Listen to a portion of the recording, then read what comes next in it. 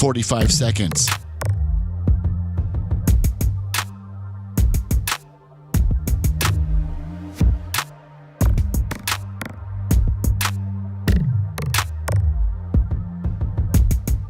Thirty seconds.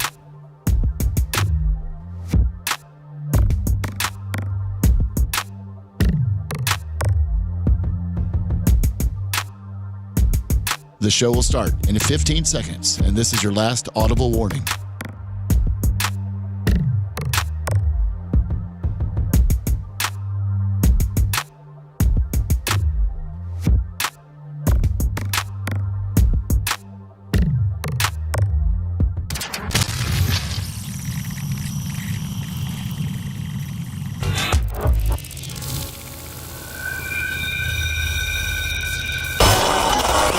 The views and opinions made by Gene Lasker are not necessarily those of our advertisers or this radio station. Now, let me tell you something. If you do not like Gene's opinions, you're probably just stupid.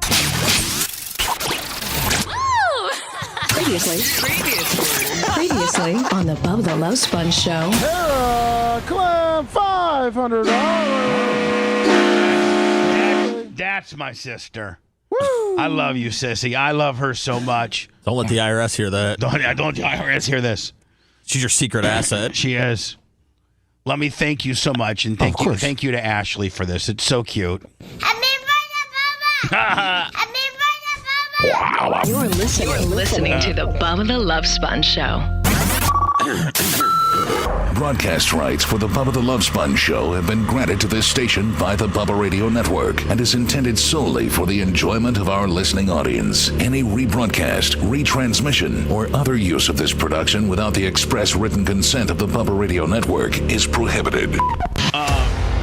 Lummy, can you just have my Macho Man get me the Walker ISO just when I'm feeling down? Happy birthday, Bubba! Well, you were the hit of the school. I guess he kept telling everyone it was Bubba's birthday. Really? Yeah, and he wanted like cupcakes, and he thought there was going to be a party. And... Did you take those? Did you take those glow bug cupcakes home? Yes. Thank you. Did he get one of those? Yes, he did. Oh, those things are what are they called? They're called bunt. They're bunt. They're from a real famous. Nothing bunt. Yeah, it's a real famous bakery here in Tampa, and it's very expensive. And Glowbug, God bless her little soul, got us a dozen of them. We picked through all of them. Everybody had one or so, and there were a few left. And I told Lummy, I said, take them home, because if you leave any food out around here, you know it's going to happen. Yep. Here comes the rat patrol. Even though they're not rats, they're mice. We have such a problem with them here, and we continually set traps, catch 1, 2, 3 a week, but we can't. This is a kind of a porous warehouse, if you will. You know, with big industrial. Gene, we got big garage doors to the side, like you do. You got double walls, bro. You know what? You got double walls. You got the wall of the outside building, then the wall that you built on the inside building. But then there's a lot of but there's only a certain portion that has a double wall, which is the studio. Then there's so much area for, engineering, the backup studio, the front weight room, Yeah, but they come in on the double wall side and they live there, make them a kingdom, and then they roam. And under the stage and stuff. And Lummy, we've had people, exterminators, say, we'll come help you. And Lummy, I think you said you had maybe a newer one. Who's familiar with the building? Let's see if he can come in. Okay. And I mean, but the thing about it is, I think no matter how many traps you set, no matter what type of stuff you lay down that will kill them, they'll never stop coming in, because there's too many. You'd have to yank the garage doors up and see it, like make it a wall. You'd have to change every door. You'd have to change. I mean, you'd have to move out of this development. Yeah. I think I know where they're coming from. You do? Yeah, and I talked to them when we were doing the gym stuff up front. And where do you think they're coming in from? From that wall over there? I think they're coming in from the garage doors, because you can look at the garage doors, and they're the industrial garage doors that you raise up and down with a chain, and they have a big wheel on it. Dan, they get right through the side. And like Gene said, they can these little mice bastards can flatten out to like a size of cardboard, a pencil. Yeah, and so I think it's a garage door. What do you think? Well, I used to think that, but because of where they are always by engineering, they're coming from that wall between. Because you remember how the hallway, there's a wall, and then there's like a tiny little space between. You're talking about, so they get in the building through maybe perhaps a garage door, and then they zip down that concrete wall, and then but didn't we foam up that? We had to cut a hole in the concrete wall that is the studio, so that they could run wires from. Do you think that's where they're getting in at? No. Over that hallway, not the one in the back. The hallway next to Studio B engineering. Remember, there's a little space between the outside wall. And then there's the wall, and no one's ever really been back there. But that's where they always are crawling and doing all the different things. That's where they come Can you from. show me today? Yeah, I mean, can we get Red over here to do something? Well, that's the thing is, no one can access it. That's why so no human being can get to it. Correct. So can you cut a hole in the wall and then just foam it? I think that's what they're going to have to do. Yeah. I think a lot of people don't know that wall. Cut a hole in the wall. Hold on. Are you talking about that corner?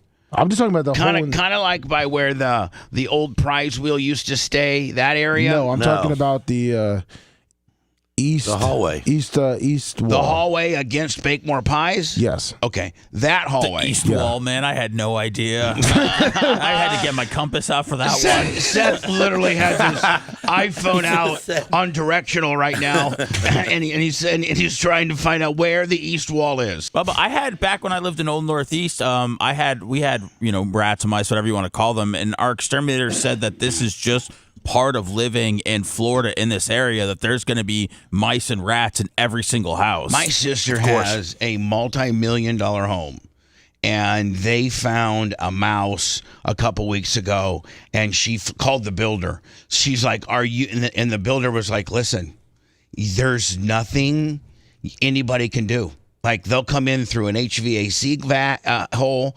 They'll come in when you're bringing your groceries in and you got the front door open. That's right. Yeah, they'll zip." Quickly, and then they reproduce quickly, and then they could be pregnant when they got there. Yeah, chances are, Gene, you're right. Yeah, the females always stay pregnant. So if a female slips in while you're bringing your groceries in the front door, 6 little mice. Next thing I know, she's got 5-6 little mices. So let me. I understand the east wall. Now, so you're saying that's where all the EC stuff is too. Right, so you're saying in order to potentially fix it, we would have to maybe cut the drywall out of the east wall? Just a little 6x6 spot. Yeah, just a little bit. And then they put a hose in there with a camera type deal, and they shoot the foam in there, and they fill the wall up. So, let me, within the east wall, where on the east wall are they coming in at? I think they're coming in right when you walk out of Macho Man's door. And make a left or right, or just right there? Just right there, because if you then go to the outside, because I went and looked, there's one of those old windows, and I know that it's boarded up. Don't matter. But exactly. Now, could we foam the outside of that window?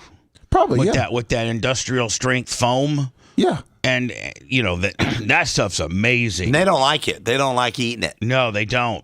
I went to, 2-3 weeks ago when I was in Ellijay, Georgia. They had the guy there, Gene, and Tom has his entire cabin that he's building insulated with that. And that stuff's expensive. Yeah, it is. But you should see... They had a guy. He had that stuff's kind of toxic. So you got to wear a respirator, and you got to wear special clothes and stuff. And we couldn't be in there. But I was watching through the walls, and man, he just sprays a little. Then the expansion. It's like what it probably gets 4 times as big. Easy. as to what he'd spray just one squirt down. A pencil line will go about 4 inches wide, 4 inches long. And then man. That stuff's you got to know what you're doing unbelievable. when you're using that. Otherwise, you can break stuff because it'll push walls out and stuff. Oh, it will? Yeah, yeah. So if you don't have, like, if your wall's not secure, what Tom's It'll bulge your drywall right out. I cannot wait. And Tom, I worked out with Tom 2 days ago, and he was like, when his cabin is done, he said you should have a show retreat up there. You guys, you allow all of us up there at one time? Yeah, I mean, we would pick and choose. It is I wouldn't be allowed home. Oh yeah, you would. I was thinking. We need somebody to do the hunting for us. Gene goes out at 5 a.m. to get us a turkey. But man, you can sleep with your windows open and hear the creek, because you got to understand, Gene, you're about 2,100 feet elevation, and the creek's down below, and so it's cool, and it's just so, and it's just so beautiful. Oh my God! So when he does get it, he's supposed to have it done by July. When he gets it done, I might have a little show retreat down there. But you know what? But I think it would be easier probably to fly to Atlanta and then drive up. It's an hour north of Atlanta, because otherwise it is an 8-hour drive. True. It's a straight 8-hour drive.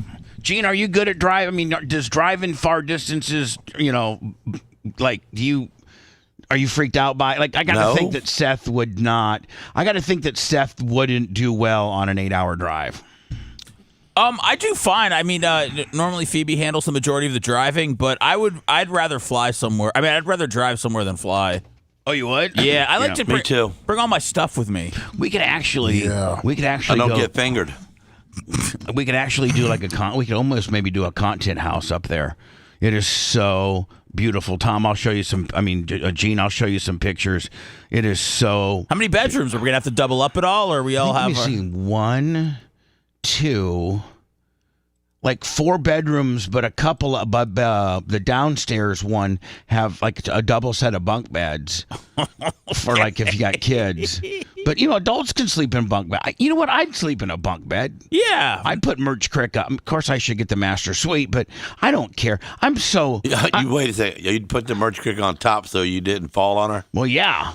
Gene, common sense would say. Because I could not sleep under you. I'd be worried. You shouldn't. Something's going to happen. Gene, I know how much of a dick. I know how much of a dick you are. You came in today like a wrecking ball, just messing with me. What are you talking about? You started with me. But I acknowledge your concern about a person that would sleep underneath me on a bunk bed. I get it. I wouldn't sleep underneath myself either. One or two slats breaks, and you're dead.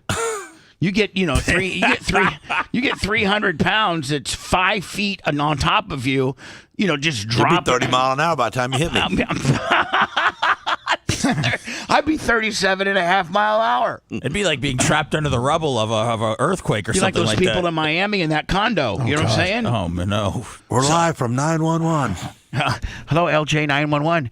Yeah, can you send a unit out to Tom Bean Lane 123, please? Lasker's flattened out. We got a guy that's trapped underneath a bunk bed. It's so beautiful, and they got bears.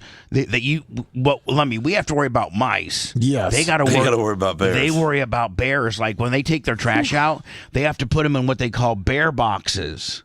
Yeah, and because Gene's the bears. You can't just put them in a regular. You have to put them in a box that's got like a hinge. A good latch on it because those bears. And if it's made out of rinky-dink, wood, the bears will completely tear the wood apart. Mm-hmm. Like if they smell, something. If they smell some. Now I didn't know that bears actually prefer berries and foliage and things like that, and then when they like trout, and in Tom Bean's stream, Gene, he's got 2 big trout feeders. So like at 11, he chums the fish. Yeah, so like at 11 and like 4 o'clock, and one's on one side, one's on like the very north side of his property. He's got 60 acres. Jason Lindquist, $10. And the other one's on the other side of the way. And so it's a box about the size of, oh God, what would it be about the size of? It'd probably be about the size of, have you guys seen those big green electrical boxes that I powder coat? That you powder coat. It's about double that size, and it's on stands. You might be able to Google like the most expensive badass bear box. No, trout feeder, fish feeder.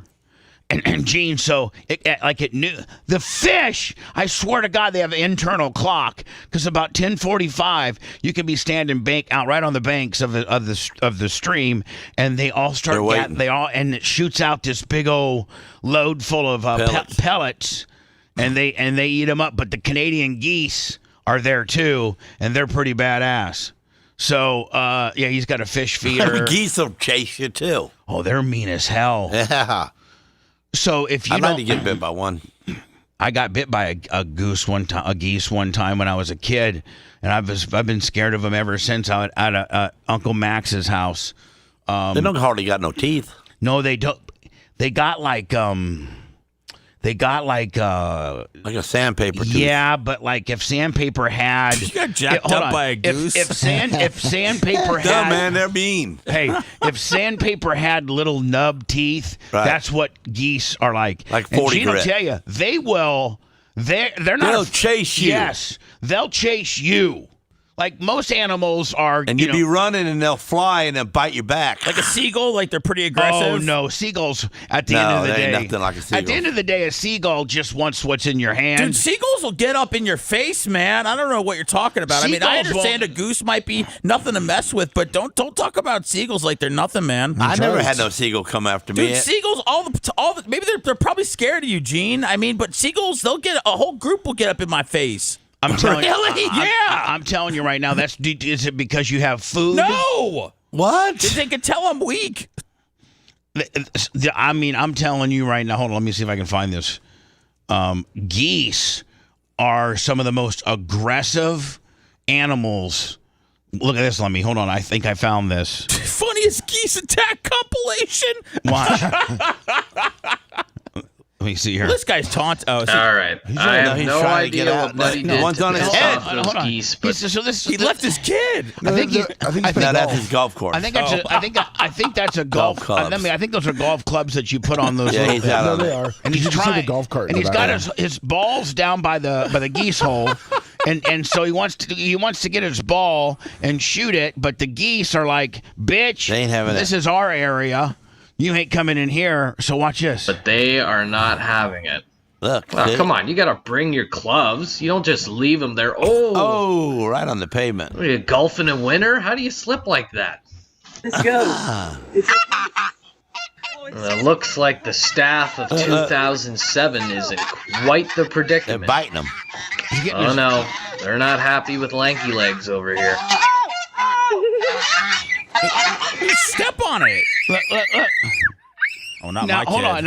Hold on. Seth, let's say you and Sammy, and there are geese down in St. Pete, like near the pier and stuff. Oh, And let's just say that Sammy and you are just enjoying, and Phoebes are enjoying just a nice day walking. And just floats right up to you. Walking the pier, walking whatever, and then all of a sudden, they go after Sammy like this.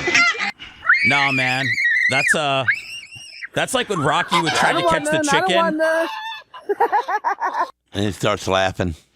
I would go after it. But what would you do? But see, it's quick. Can I tell you what I would do? It would say, you know what? It's not easy to get him. My target is no longer the little kid. My target's the big guy. Well, I'm gonna bite his balls. I'll take the heat off my daughter, but I will cute. swing on a geese.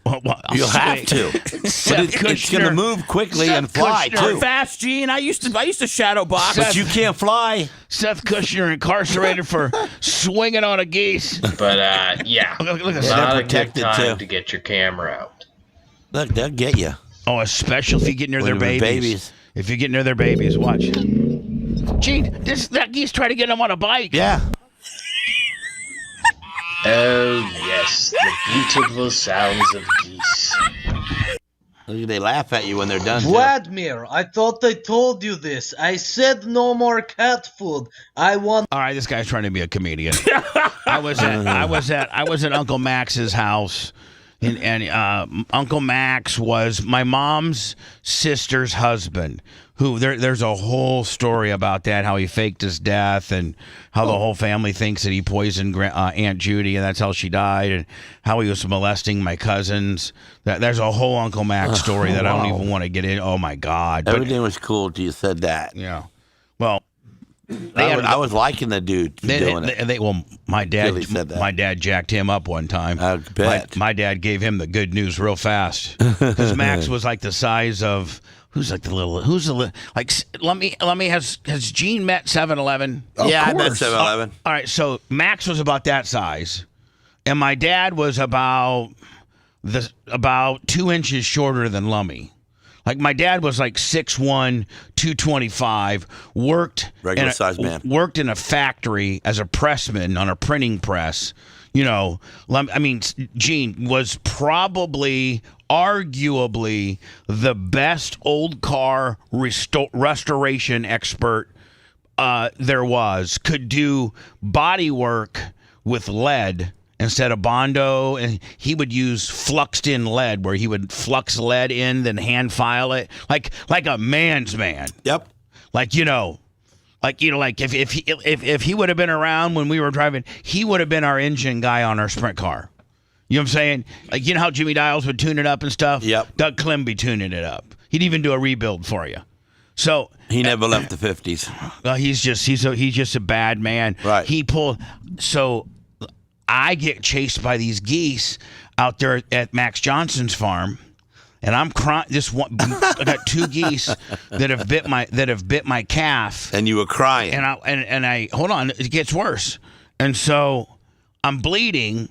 My calf's bleeding, but not like it's not a. No, it's just a scrape. Yeah, it's more of like a bad scrape. It's not a puncture or a cut.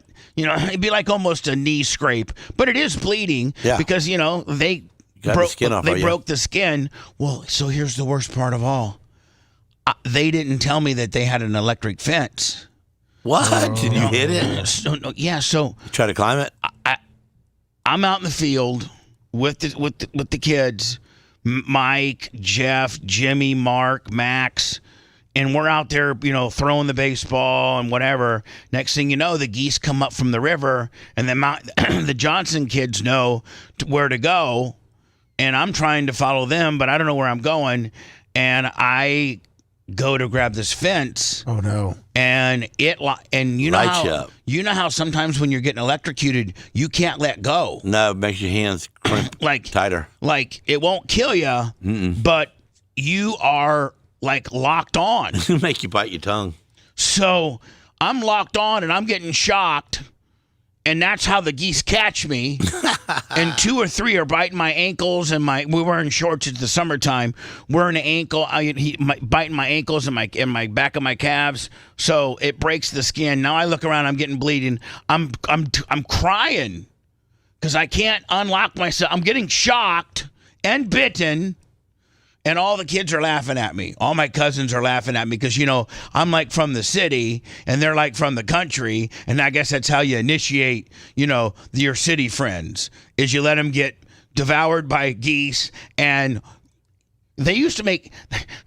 Thank God I didn't get to peeing on the electrical line, because that was supposedly one of the ribs they would do. If you had to pee, Lummy, like you and Seth, and you guys pee outdoors, right? Oh, yeah. Well, they would tell somebody to pee on the fence, and I guess that'll get you. Think about it. If you pee on an electric fence, water. Your urine acts as water, and it goes right up your stream into your penis. Well, I never heard of that. And makes you... Let me... Really? Do me a favor. Yeah. Google... I'd try it. Google peeing on an electrical fence. So, I'm tore up now. Now, I'm only 15 minutes away from my scheduled time pickup. My dad's supposed to pick me up like at 5 or 6 or something like that, because, I didn't have a cell phone to call my dad to come get me. You didn't have cell phones at all? No, nothing. You barely had a phone. So tell me, Big Daddy Clem whipped your butt for crying. So Big Daddy Clem rolls in and says, "What are you crying about?" And I showed him my leg, and that helped. Now that helped validate it. He's like, "Oh my God, what's that?" I go, "The geese attacked me." And he goes, well, where was Max and where was Mike and where was Jeff and where was John? I go, they all ran away and were laughing at me. And he goes, well, he kind of just thought it was like being part of being initiated. And I go, and then I went to grab the fence and I couldn't let go now that's what pissed him off. That's what made him mad. Because that just, maybe you could hurt somebody that way. I don't know. But my dad was most mad about the fence. At who? Well, at Max. Oh, okay, at Max. At the dad. Okay. Who didn't help me or just laughed with the kids. So my dad rolled up. Max was back in his shop doing whatever. And my dad rolled up and with one punch, didn't even give him a notice. Just straight right in his mouth. So he already knew that Max was an idiot. Well, yeah, Max had faked his death once. And he knew all that. So he just needed some kind of... He needed a reason to be able to hit Max. Just to punch him in the mouth. Yeah, right. Good man. So here's the deal. Let's say Coben's a little bit younger. I was like 7 here. I beat that guy up all the time, every time I seen him. Yeah, so... Coben, I was like literally like 8, okay? Right. So Coben goes out to the farm. Your relation. Sarah's relation, doesn't matter. This would have been, because this was my mom's sister, so it was my mom's side. Right. So you're going out to Sarah's side of the family, and you find out that Coben got attacked by a bunch of geese, kind of as initiation, and that's one thing. Yeah, that's kind of funny. But then they let Coben. Then you shocked my boy on the fence. Then you shocked him to the point where he couldn't let go. Now he's crying. You already have a problem with the dad because you think he's a piece of shiz. Yeah. Like, the dad is so ostracized from the family. You barely need a reason. That when we go and do family things, when we would go to Grandpa Fred's and Judy, which was my mom's sister, and all her kids that I talked about, we would go to Grandpa Fred's and Max wasn't allowed. Because Grandpa Fred was a strict son of a bitch, and he knew he was a weirdo. He knew Max was a weirdo. Yep. And so Max wasn't allowed. So my dad taking a hack at Max was highly heralded by the family. And Max was just a little pussy, and he was cheating on Aunt Judy, and we all think that he poisoned her and killed her. Oh, wow. And listen, did she deserve it? No, hell no.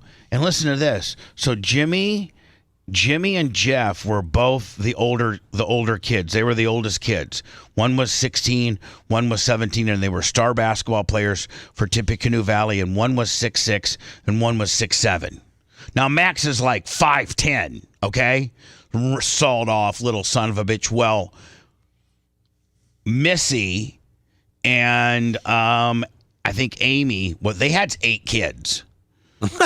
They had 8 kids, and so Missy confides to Jeff, her older brother, that Max is... Now, they have this big farmhouse, like this big Waltons-like farmhouse. And Missy, who's the oldest daughter, tells the oldest son that Max is sneaking in at night and doing stuff to him. And so at that point, Jim and Jeff would take turns sleeping, but they had Missy and Amy had beds, kind of bunk beds right beside each other. Jeff or Jimmy would sleep between them so that because Max came in one time in the middle of the night, and Jim, stands up and said, "What are you going to do, Dad? What are you in here for?"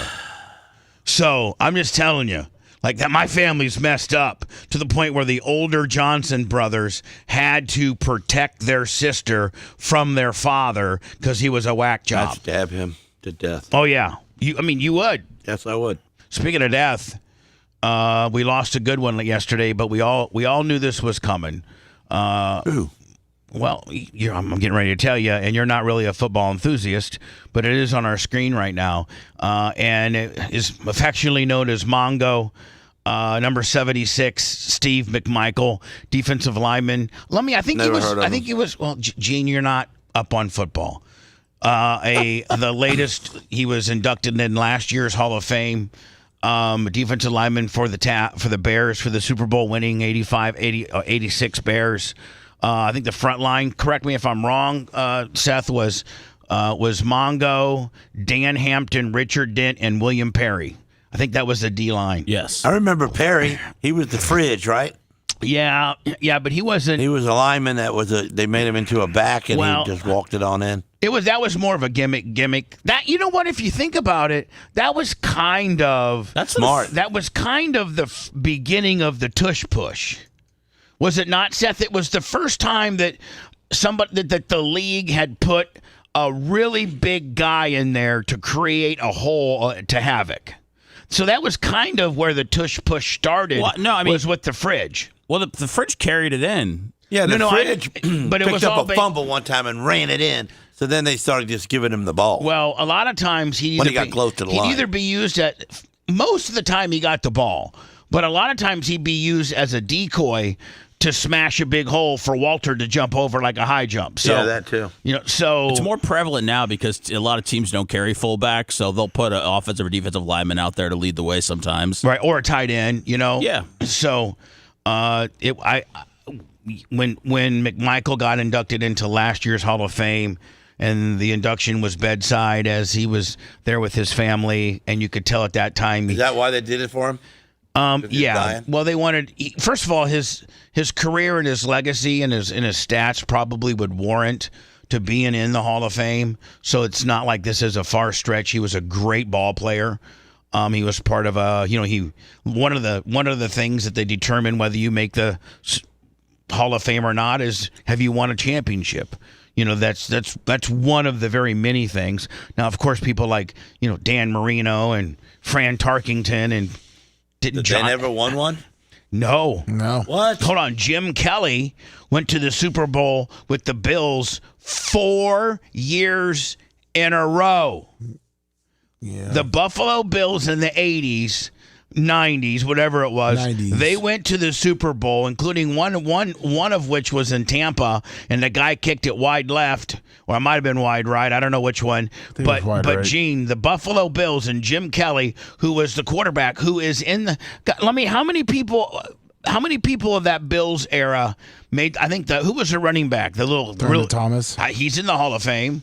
Andre Rison, Jim Kelly, Bruce Smith, Gene. A lot of these guys, they went to the Super Bowl. The minute the Buffalo Bills made it to the Super Bowl 4 times and lost in a row, and same with the Minnesota Vikings. Minnesota Vikings back in the 70s, Lummy, I think made it 3 or 4 times and got beat every time. Yet still, was it the same guys that beat them? Or was it 4 different teams? I think it might have been 4. Dallas, Giants, Washington. Yeah. Is that? Yes. Yes. Dallas, Giants, Washington. I think Dallas. Wow. I don't know. Maybe San Francisco's in there. Who knows? No, those are the 3. I think you're right. 3. I think you're right. Yeah, it was. So Washington. anyway, not to get off the subject, but we lost Mongo yesterday. Steve McMichael. Don't forget, he was a big time wrestler too when WCW was a big deal. He was one of the very first, athletes outside of wrestling to be part of for them to build a program around and appear at major pay-per-views. Might have held the strap for a minute in a gimmick deal, but he was also on. Remember, he was in Blazing Saddles. No. Hold on. That was Alex Karras. That was Alex Karras. Steve McMichael wasn't on. And by the way, in today's world, you could not play Blazing Saddles. Why? Because of the language.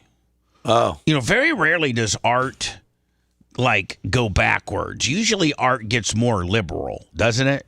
And art being, motion pictures is considered art. Television and radio and movies and motion pictures, like I mentioned earlier, that's all considered art. And Blazing Saddles made, but with starring, I think Gene Wilder, Richard Pryor, Alex Karras. There was just a lot. It's a comedy, and I don't think any network, Lummy, would touch it now with the language that they used during Blazing Saddles. But anyway, Steve McMichael dead. What did he die of? ALS, one of the worst things you can have. because your body just shuts down. Nearly but you're trapped inside. Anything that kills you is kind of bad. Well, I mean, this is a real deteriorating, slow death, isn't it? Well, I mean, you whittle away to nothing, and your body stops working, but you're still in your mind. You're still very aware of everything that's happening to you. That'd be a hell of a way to die. Here's last year. In fact, I didn't know they had. They let me. They had footage of it. So let me get through the skid steer because I've been looking at skid steer attachments. So that's all I do is get skid steer appointment. Let me get through the skid steer because I've been looking at skid steer.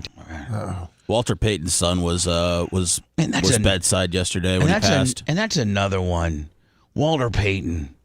My God, he's not a national hero. Oh, he's a national icon. He's not in there. He's not in there. He's dead. He died. Oh.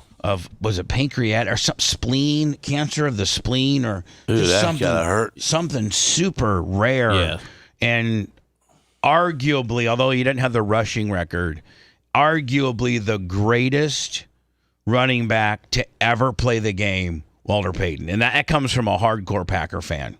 Do you know how many years, two times each year, because the Packers and the Bears played 2 times a year, did I have to watch 34 beat up on you? Beat up, just go like it was a goddamn track meet. He was just like bam, bam, bam, bam. I actually saw an article on Walter Payton yesterday, and I think it was Mike Ditka, and Mike Ditka said the difference between Walter Payton and the other guy is that he genuinely loved contact. He loved contact, and he didn't like have the mindset that you're in offense and you're supposed to be not getting contact. He said, when I see a guy, I want to hit him so hard that he knows that it's going to be like that for the rest of the game. So every time I come running by him, he's going to know that I'm going to hit him first. And it was good. He kind of talked feminine. He kind of had a little feminine talk about himself. Nah, but he was the baddest ever. Yeah, he was a dude. From Lummy, quiz for you. Yeah. What college did the late great? What's the Jackson? Yale. Jackson State. The joy, the happiness, all the hard work. This is last year's. By the way, Steve McMichael died last night. Former Bear, number 76, got inducted into the Hall of Fame last year. That's him. I think they. Yeah. I think they. He don't look the same. They sped up the process of his, getting inaugurated. That's his wife right there. Yeah, she'll do all right. And so. Last year, he couldn't be at Canton, obviously, to do the acceptance speech and stuff. But as you can see, they've configured. He has ALS. He's just hanging on for dear life here. I really applaud the NFL for doing this. I really do. We Lummy just most recently had a couple of Hall of Famers that were put in. I always say it wrong. When you're dead or Dan always says it. Posthumously? Yeah, posthumously or something like that. Meaning after you die, then they're like, oh man, we should have put such and such in the Hall of Fame. Let's go ahead and put him in. I really applaud the NFL for doing this while Steve was still around, although... How does he know that he really made it? He don't know nothing. No, Gene, here's the thing. Your body looks like you don't know anything, but your mind with ALS, your mind still is quite sharp. Like you're very mindful. Your mind's still there. Your body just shuts down around your mind. That's my understanding. And so he knows everything. He knows he's being inducted into the Hall of Fame. He knows that his fellow Chicago Bear Hall of Famers, I can see Michael Singletary there. I can think, is that Dan Hampton? I think so. That Richard Dent. Fellow Chicago Bears are around him as he got inducted to the Hall of Fame last year, and I'm so glad that they did this. But Gene, his body's a bag of bones, and it looks like he's going to die, but he's very mindful of what's happening. That's what's so he knows as soon as he shuts them eyes, somebody in that room is going to hit on that wife. He knows that, right? Gene, I don't know that that's what he's necessarily thinking. Can't be thinking all good things. I don't when know he goes. that's necessary. The views and opinions made by Gene Lasker are not necessarily those of our advertisers or this radio station. Now, let me tell you something. If you do not like Gene's opinions, you're probably just stupid. That you put into this, I think it all comes to a head, and that's where Steve's at right now. I think for him, that's that satisfaction that all the hard work that he put in, it's finally here. Man, the 86 Bears, who's all in? You got Dent in, Dan Hampton in, Walters in, McMichael's in. Did Willie Gault or any of the wide receivers make it in? I don't know. I don't think. Is he wearing a jacket like them guys? Yeah, he's wearing. They dressed him up to be part of the. Yes, when you're inducted into the NFL Hall of Fame, one of the big things, Gene, is to get the golden jacket. That's the. Oh, okay, that's what I'm asking. That's kind of the thing. What's the golden rag over the something hanging there? What is that? Do you think? What do you mean? Right there, right next to her. Oh, that's covering his bust. That's his bust. Like if you turn around and you can see the busts. Oh, so they're going to unveil it? Woo, this is you. Woof. That's where we stole the bust idea from for our Hall of Fame. The NFL, Canton, Ohio is where the NFL Hall of Fame is, and they have a bust That's why you got all the heads on the wall? Yeah, so we got all the heads on the wall. We stole it. To present Steve McMichael for... I think Grouper Lips makes the NFL ones, too. Yeah. Yeah, why not? Why not, right? Tryman in the Pro Football Hall of Fame. Amen. Do they reveal the bust here, Lummy? Yes, I believe so.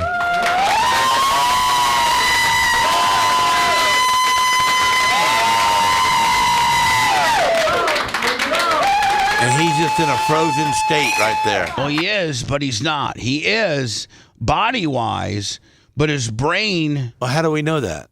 Because that's what ALS is. Because that's what that's what doctors say, and that's what... The doctors really don't know nothing about the brain. Gene. They just don't. They know. Okay. Baby, you ready? So we can ask him a question that he would understand, and he can't even tap a finger to say that's the truth. Well, at least they made him look like back in the better days. Oh, he was a badass back in the day. They're not going to make him how he looks now, Gene. Yeah, Gene. They're not going to and that was put. Joel jacked open. They're not going to have a bust that's got a trach tube coming down it. Ain't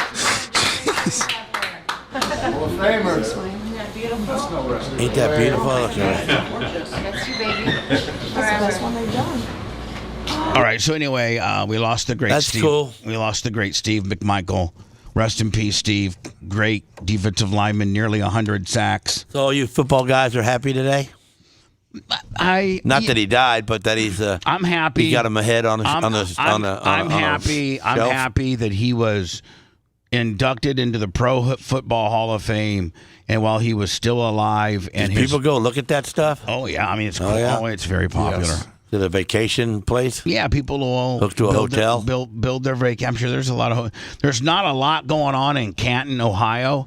In fact, Canton, Ohio, the only thing that might be going on would be the Hall of Fame. Lummy, do you know? I'm sorry, Gene. Do you know where? No, looking chat. Do you know where the baseball Hall of Fame is? No, of course not. Why would I do that? Because a lot of sports. Why would I even care or waste my knowledge of knowing where a baseball camp is, or much less where they put the heads on a shelf? How about where the Sprint Car Hall of Fame is? Well, that's Knoxville, Iowa. If you liked that segment, then you'll definitely like the new redesigned BubbaArmyHQ.com. We'll be back to the Bubba the Love Sponge show after this.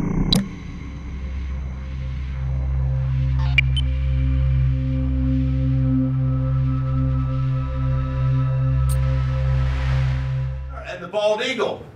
It's considered the best paint job on a sprint car ever in history. Well, my yellow and red, or your yellow? No, you, the yellow car, not the red one.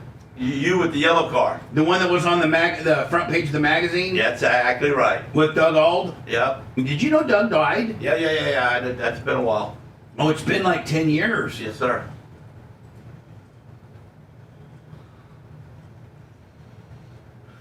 I think it's like 200,000 people a year. Huh? Go to the Hall of Fame. How many? 200,000-300,000. 100,000? Yeah, 200 to 300,000. Have been in the Hall of Fame. No, they go to like look at it. Oh, go to look at. Oh, people watch. So that's just some place that you guys, because you know so much about the sport that you want to just pay homage to the bad dudes, and that's cool. Well, here's the I get deal, it. man. When you go to a Hall of Fame, you know, it just gets your it'd be like, you know, hold on. It would be just like you. Makes you smarter though. In the fact that you would, if you had an opportunity to go spend a day at the Sprint Car Hall of Fame. Do what I'm doing. At the Sprint Car Hall of Fame, you'd go and try to look. You know, oh my God, look at this old timer, and look how they did the fucking wings. But you remember some of the stories that you heard. Yeah. Would come true. Yeah, and you get like, you know, see Steve Kinser's first time Knoxville one winning of his car. first trophies. And look at how primitive the cars used to be. Yeah, the front wheels. And how the fucking knockoff top wings used to be wood. Did you know that? Yeah. Yeah. Good morning, retarded. Do. Somebody, I didn't want to say in front of Bubba because he'd get pissed off. But somebody moved my camera, bro. I mean, I'm still on there, perfect. But I used to have a site right here where I could put my ads, you know. Let me get you like a little stool so it can go to your right behind you there. A little spot. But no, watch it may actually kill me. I think the camera's more this way, where this showed here, and I could put my little ads right there, like my little billboards. I've been trying to hook it up, and I can't seem to get it, so I think my camera moved a little bit. But I'm still fine. Yeah. But it's, I don't have no ads now. That's what we stole it from. I was just saying, ain't nothing here real. What do you mean? What do you mean everything's real? What's not real? What's not real? The idea of that wall. What are you in here barking orders about? Nothing's real. I ain't barking no orders. Nothing's real. What do you mean? He said that you stole the idea from everything, from the bus to. Gee, and I don't fucking know what he's talking about. Macho Man. What's that chair for? To display his belt, and then he has advertisement he wants. Let's just get through it on the Hey, I said this without him being in, and y'all motherfuckers have to, I didn't. He have was to asking. tell on me. I said I ain't didn't. saying shit in front of him because he's gonna get pissed off. But then he's gonna throw me in the Yes, woods. sir. I mean, Gene, there happens to be a guy around here called the boss, and I know. So I didn't say nothing. So like if I went to the fucking powder coating shop and went to steal a bag of sand. Hey, I didn't ask nobody to change nothing. And went to steal a bag I of was sand. just saying something happened. You don't think that your fucking sandblasting guy would say, "Hey, Bubba," See what you started on me? No fucking. Yeah, I got. Hold on, we're just gonna go on the air with this. See, you can't even be nice around here. Hey, can you see it? You know what I'm saying? Oh, Gene. Oh, look, he moved the camera. Yeah, no, you got me dead nuts now. Yeah, but hold on. But I'm just playing. Oh, you hooked me up over here? The belt, yeah. Oh, okay. Do we have an can you handle that extermination thing? Yes, sir. Okay. I got one from Average Joe, and then I got the guy from Woodsman. So I got Average Joe, his tree guy. Oh, perfect. That I gotta meet. Pascal. Yeah, Pascal. Has he done anything with you? All of it. A lot. I mean, is he pretty reasonable? Yes, very reasonable. Has he done work for you? About 10 times. He does all my stuff around the Lutz house, but he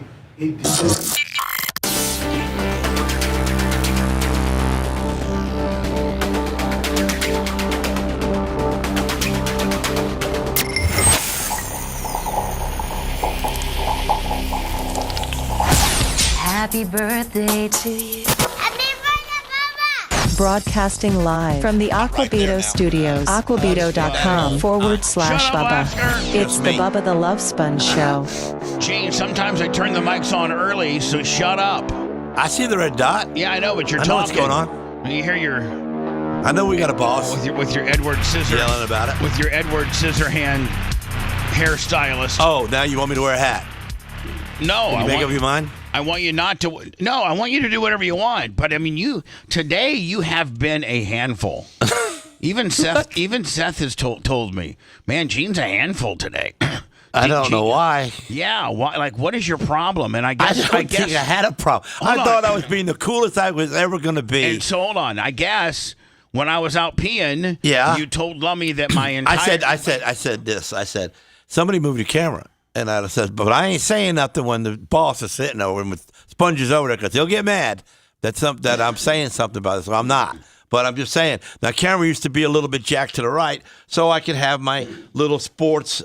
My hats, my sun belt, my Bubba Sponge hat, my advertisement over here. Right, you got deal. Okay, I got an advertisement section. All right, now the first thing you ought to do. I didn't have that. Hold on.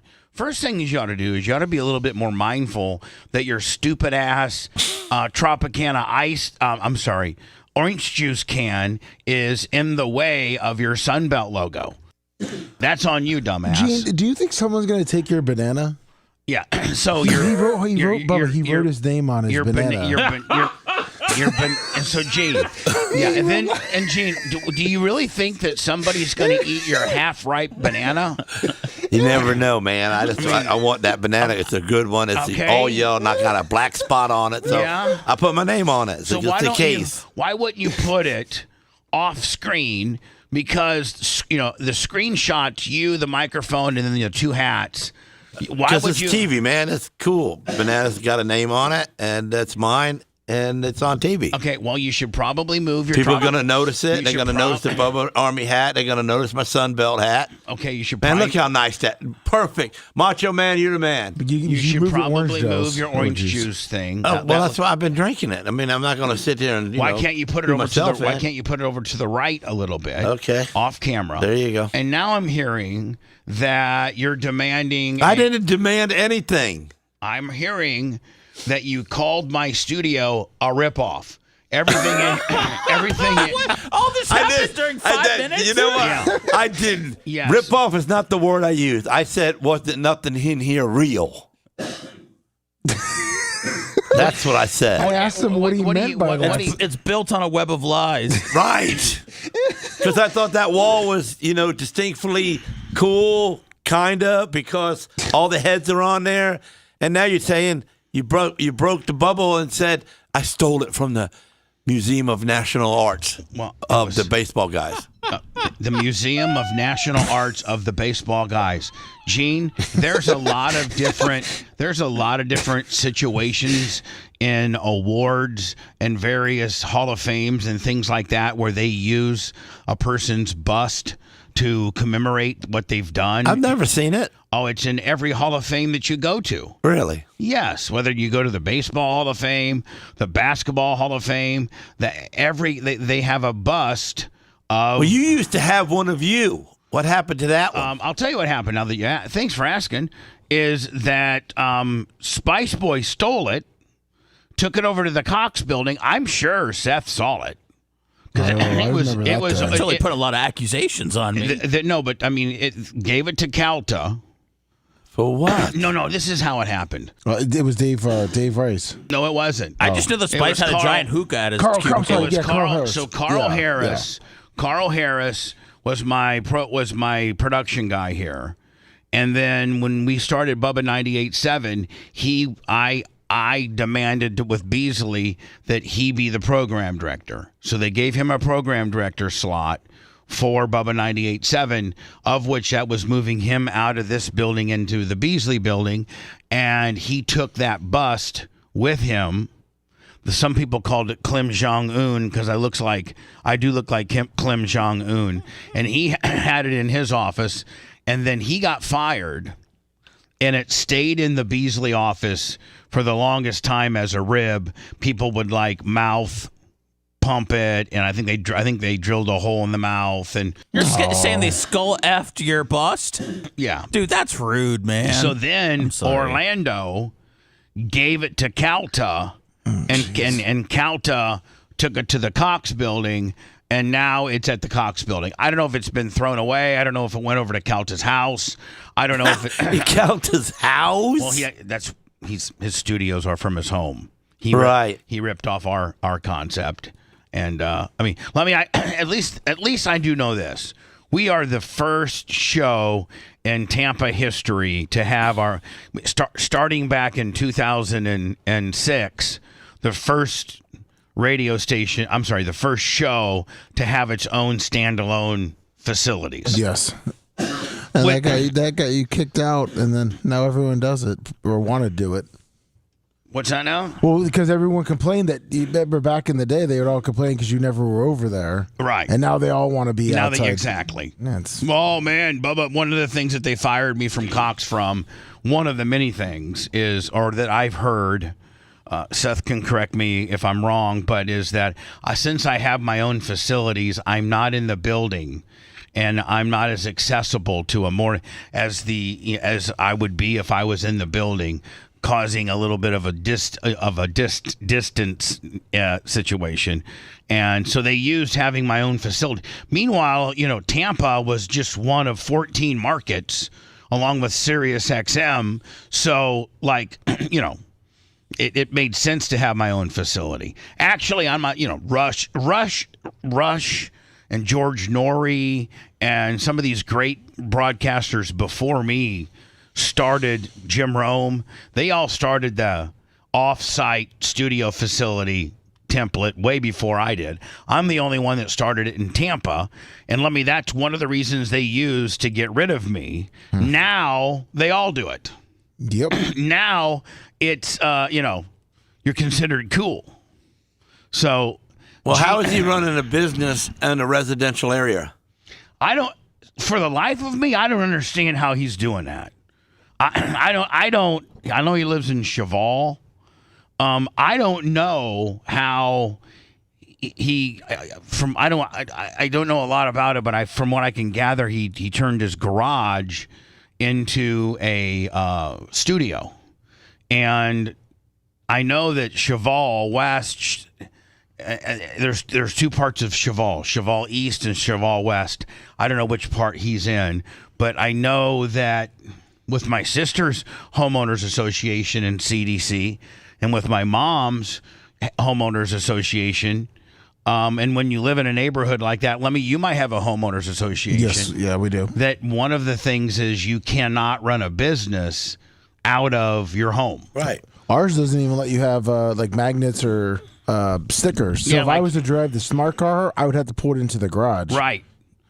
Some of them, if you're a general contractor, like an electrician, no advertisement. Well, you have to have magnetic signs that you can take off. Yeah. Put inside your truck. Then when you leave, you put them back on. So I don't know.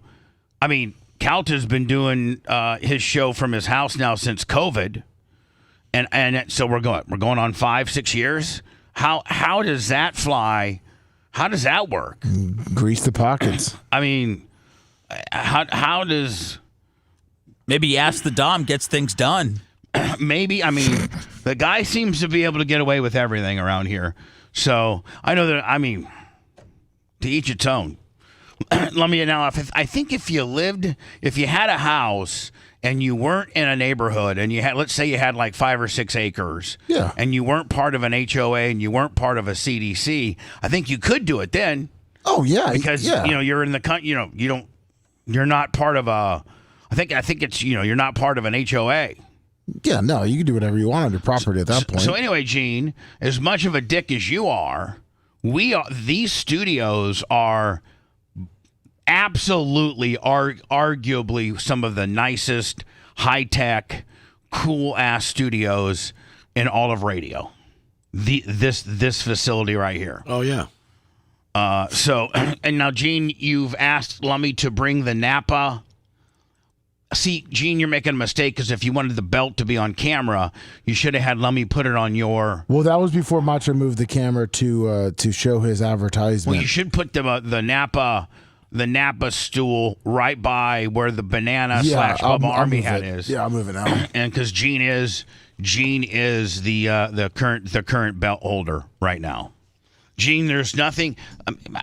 There's probably some things in the What's studio. the length of time that someone's had the belt without being taken from them?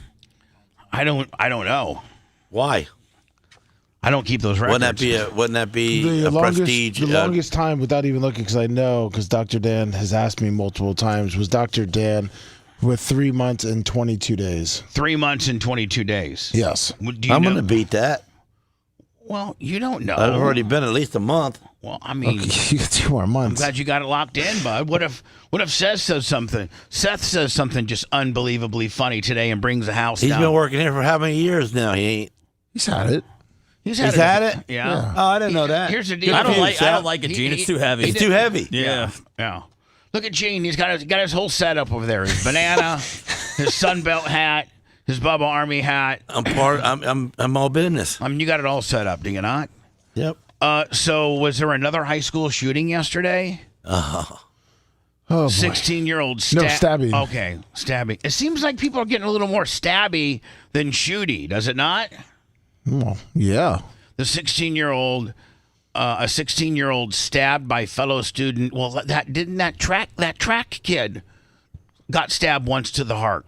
Yes, he did. And his black dad is raising hell, and they've created a GoFundMe account, and I don't know this to be true, but I think I read where they had bought a new $900,000 home and renting a new $900,000 home and a new Escalade. And bought a new Escalade with the proceeds. Yes. I cannot wrap my head around. You're the bad guy. You're the bad guy. You're the guy that did this. I don't care what color you are. He's saying it was self-defense and that he was being bullied. But there's no evidence of that. I mean, he's the only one saying that. And so you're on the bullied. You're on the bad side. I mean, you're the person that got arrested for stabbing and killing a fellow student or a student from another school. You get thrown in jail. They wasn't from the same school? No, they're from opposite schools. Oh, well, you can't call bullying that way. And then the guy. You get thrown in jail. They reduce your bond by half so that you can get out. Your mom and dad are now in the process of making this a big turn the heat around gimmick. They set up a GoFundMe, and it's just and I've scratched my head many a times and said, what if it was opposite and it was a white guy that stabbed a black kid? We would be having You'd have that curly-haired black guy on the news all the time. We would be having. Talking about Al Sharpton. Yep. We'd be having race wars and demonstrations and rioting and things like that. Meanwhile, the dad of the fallen kid can't even go to the press conference. The black dad and his spokesperson are having a press conference about all this nonsense, and the dad of the kid who died just wanted to attend. He hadn't at that point been disruptive.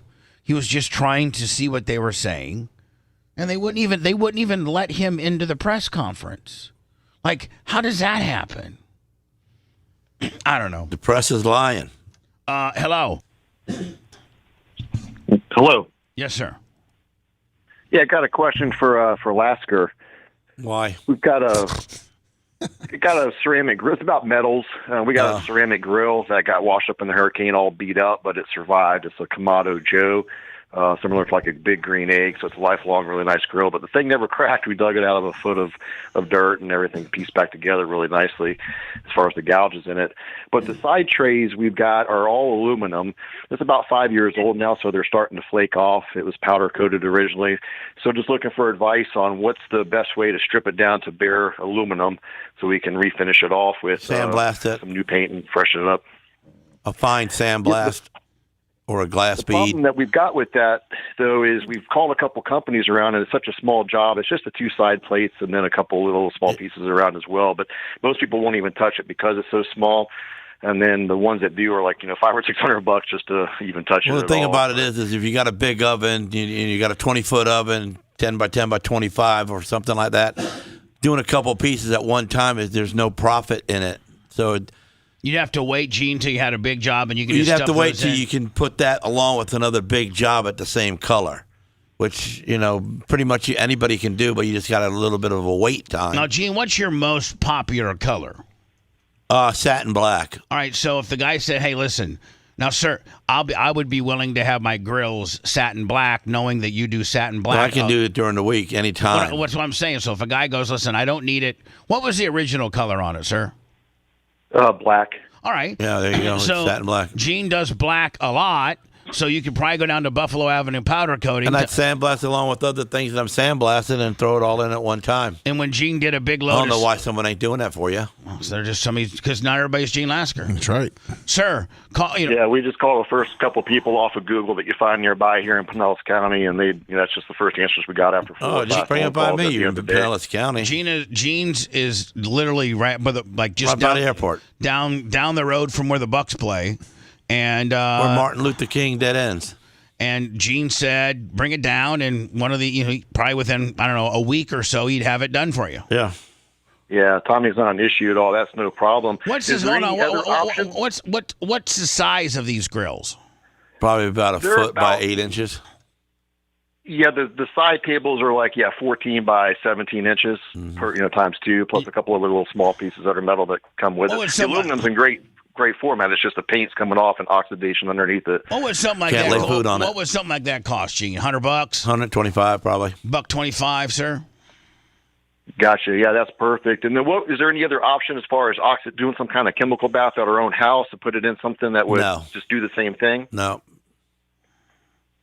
No. Does sandblasting have any problems with it as far as any pitting on the aluminum being such a soft metal at the end of the day after we repaint it? And No, you got to use a and do fine anything? sand. You can't use regular type of sand. You got to use a fine sand or a glass bead. So it's Okay. got a real All right, fine perfect. etch. All right. Appreciate it, guys. All right, Love man. the show. Love you guys. Appreciate It's the first it. time I ever called a radio station. Been listening to you, Bubba, since the early 90s. I appreciate what you, you guys are buddy. doing. Thank you. He called and got a free consultation out of the deal. A free Buffalo Avenue consultation. I turn them jobs down every day. I don't want to do them. Well, you turn them down because there's some oddball color. I just got so many big jobs, and then we just move. But when a Bubba Army guy has satin Someone black, like that calling me up, or they poke in and they say Bubba Army, I'm going to help them out because Right. they're part of my life. But but if my it was circle. some exotic color, like some candy purple, apple red or something like that, purple with flakes or something like man. that you literally would have to fire the oven up and just put those in by themselves. But sometimes I mean, that's fun for me because I don't get to do that often anymore. So, and it just with the coolness, it's like you bringing me chicken poop and I'm making it into chicken salad. Yeah. So it's like that's what we do daily here. The wow factor of them picking up. Wow, look at that! Wow, look at that! It's kind of cool. So anyway, I don't understand how this African American black guy who stabbed this white kid is walking the streets amongst us. I'm sorry, Seth. Did we ever get the? Well, I guess all I got to do is play the first 10 minutes of the Operation Pigmentation. Did that get dropped yesterday or today? I'm gonna put out today. I put out Loner and Stoner yesterday, and I think you guys opened up Operation Pigmentation with my question, I'm sorry, the LHLM phone call. Yes, and then I wanted to get it. I wanted to do it so I didn't forget about it. So what do the pigments say about what's going on with that black guy? What did the pigments say? They thought that they said he sounded like he was a 70-year-old drunk man. They said he was wet, which I had never heard of, which is drunk. So did they say that did I play it good? Did I play it bad? Did I play it right? Did I play it wrong? Anything? Did I? Do you want to listen to it? I mean, yeah. I've never heard that slang being wet. That's kind of cool. Yeah, it was. Now, what does being wet mean? Not good? Drunk. Yeah, drunk. Oh, drunk. Yeah. You're wet. Lummy. I'm wet. Well, you used to be wet. I'm Lummy. I am wet. No, he's wet. I'm wet. Lummy's wet.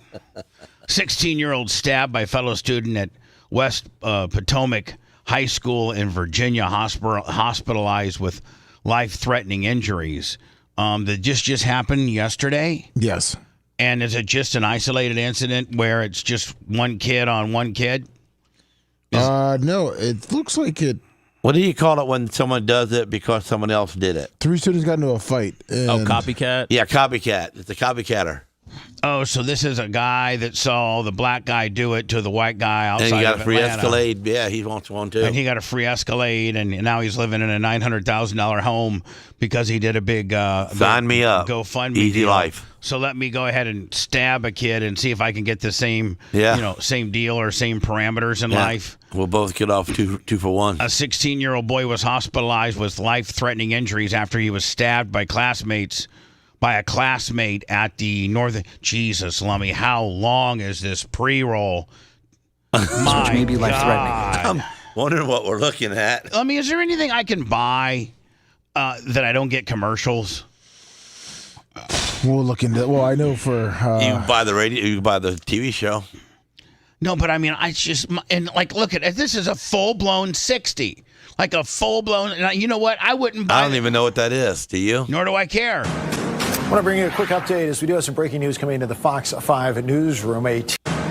A dangerous MS-13 gang leader linked to nearly a dozen murders was arrested on Long Island after 4 years on the run. Joel Vargas Escobar, also known as Momia, was taken into custody. Momia?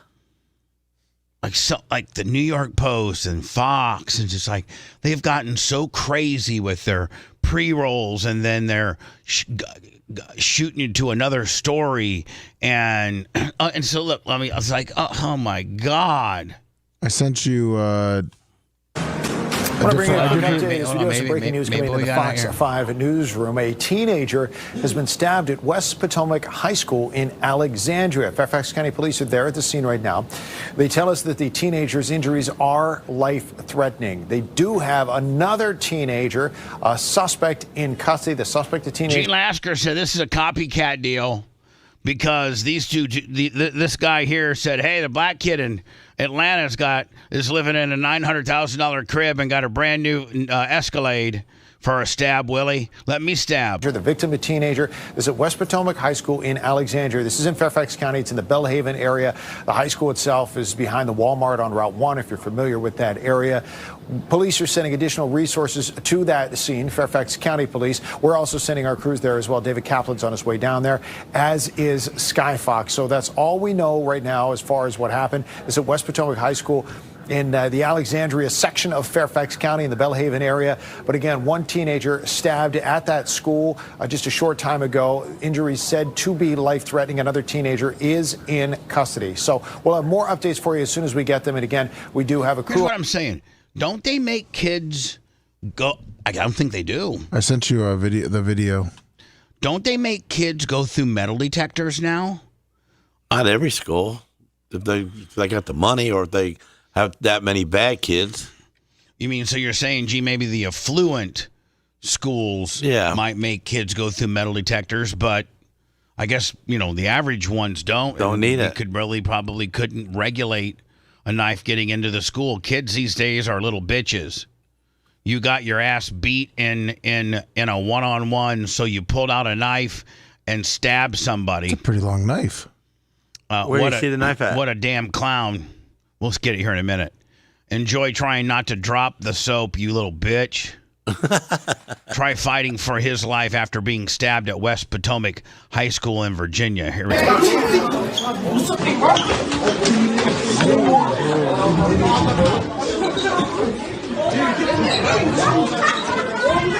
I don't think I have the ability to make it any bigger, do I? If you click on it, you should be able to. Okay, here we go. All right.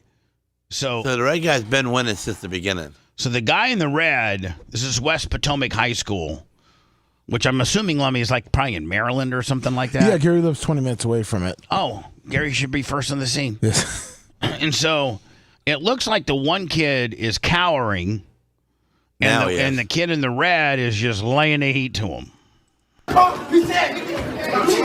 Now another kid comes in, Johnny Backpack, but he looks a little scared. Just didn't break it up. Ooh,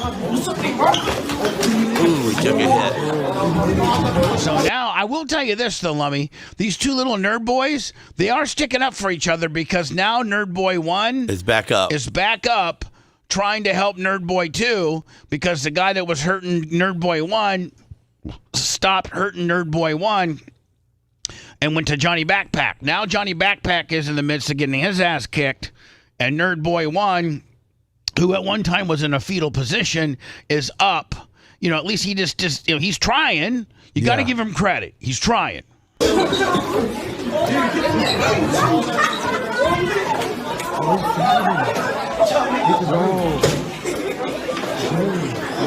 And again, so it looks like 2-on-1 now. It looks like the red dude's holding his own, though. Bubba, if you reverse it, he's trying to run. Actually, I think if you go to, you see him pull up. When did they stab? That's the. The red guy got stabbed. Yeah, I would. Let's not show that. Okay. So let me. If you go to the main one, you can this one? see This one or the this one one? we were watching. This one? Yeah, you see the black shirt. Hold on here. Let me just rewind it. Okay, so help me out here. When he gets up, you'll see him pull the knife out. Okay, start to stab him. So let's say Nerd The Boy. one on the nerd, ground. We're gonna call. Here's what we're calling him. Nerd Boy 1. Yep. Okay, hold on. Johnny Red Shirt, Nerd Boy 1, and Backpack Willie. Johnny Backpack. Okay? Yes. So so Johnny Red Shirt is laying the coals to Nerd Boy 1. Yep. Right? Yeah. Right? Johnny Backpack comes in saving and the day. That's my fellow Dungeons and Dragons friend. Leave him alone. We're going to Harry Potter this weekend, buddy. Now, at this point, Johnny Redshirt is, I will tell you, Nerd Boy 1 takes the backpack and uses it for a little bit of a distract. I like that, don't you? Now, where do we see Nerd Boy 1 that was on the ground? Where does he get the knife out? Right when he comes back into the scene. Hold on. Right now he's got his knife. Got it. I don't see it. Hold on here. Hold on. Oh, maybe I see it. Is that it? Yeah. Oh, hold on. Hold on. Yeah. Here, I'm sending you a better, you can see it pretty clear. I just sent you the other video. Okay. Let me see here. Boom. All right, so this is a different angle? Kind of, yeah. Okay, here we go. Right there. You see how he goes in his pocket and pulls it, and then he comes with, starts jabbing him with it? Watch. All right, so Nerd Boy 1's got his ass kicked. Johnny Backpack got Johnny Redshirt off Nerd Boy 1. Nerd Boy 1 stabbed him from behind. Now Nerd Boy 1 is coming in. He's going to come into the frame right now. And now he's grabbing his. And so you can see that he's reaching inside of his pants. Yeah. And he pulls it out. So now he's got a knife, right, Lummy? Yeah. Now, and is it in this hand? Yep. Okay. Now watch when he starts going at him. Right there. Boom. Boom. Hit him right in the stomach. And then the red guy's like... Now, hold on. Are all of those punches with Nerd Boy 1 on the right hand, are all those punches... Cutting him. Are they all, all of these right here? Yep. Is that now those knives? Yeah. One knife. Yep. Two knife. He's still 3 knife. So he's got all... And that's why the red guy takes off. That's why he runs. And he felt the pain. And they're saying... Now, so let's score this out. Let's score this out as far as who's at fault. The red guy. So, and I want everybody to participate. So, the fight opens up with the guy in the red shirt just pummeling this nerd. The nerd, we don't know, but the nerd has a knife in his right front pocket. But he's getting his ass kicked. And his buddy, his Dungeon and Dragons Fortnite buddy, comes significantly smaller than all of them, comes in and gets Johnny Bully red shirt guy off of who has started it all, it looks like, off of his friend Johnny Nerd Boy with a front knife in his pocket. Now, the red shirt bully then stops messing with Nerd Boy 1 with a knife in his front pocket and starts laying haymakers on Backpack Willie. Nerd Boy 1, who has got a knife in his front pocket, takes out the knife and stabs the bully, I'd say 3 or 4 times. It was probably a legal knife, too, a little tiny one, pocket knife. At that point, the bully in the red shirt is stabbed significantly and leaves the scene, and now they're saying with life-threatening injuries. So how do you score it as a police officer? How do you score it as a district attorney? And how do you score it on the streets? Over to you first, Gene. How do you score this? Seth, you're next. I say it's a legal stab. So you're saying the dude took it upon himself to try to beat everybody up and beat him while he was down on the ground instead of just knocking him to the ground and then standing there waiting for him to get back up like a legal fight would be. And then went to his friend and was beating him to a pulp on the ground. So that dude pulled his knife out and got him off of him. He needed a little bit more. Now, what if the school has a no knife policy? I guess you probably would have violated that. You probably had violated that, but Kush, how do you score it? Am I going by street, legal, and what are my categories again? Just probably just. I'm calling this 50-50 in the streets. Okay. I'm calling this not good at the school for the kid that brought the knife. Yeah. Okay, I don't think that. That's not gonna. He's done. I mean, have they arrested that guy? Yes. They did arrest knife guy. Yeah, because I don't think it doesn't look like Well, it's a little. It doesn't look like it's a little pocket knife either. It looks like it's. Well, you can't really see it. It doesn't look like it's a pocket knife. No, it doesn't. Is there They showed you a picture. Now, is there any follow-ups on this story and the fact that the latest that we've gotten is that what we have seen seems to be the latest that's out. Has there been any charges? Have they arrested the guy with the knife? I know that they have stated and they have announced that the guy that got stabbed, Johnny Redshirt Bully, who started it all, has life-threatening conditions in the hospital, which means I'm assuming that he could die. When you have but who knows if they're even. He's in stable condition now. Yeah, he's in stable. Okay. Yeah. So did they got a fund me page for the nerds? I'm gonna send 20. Do they gotta fund me? I'm gonna send 20 for the Go Nerds. Right. So let me. I'm gonna go I'm gonna go to Words and see if they've made any arrests because. Well, they arrested the kid.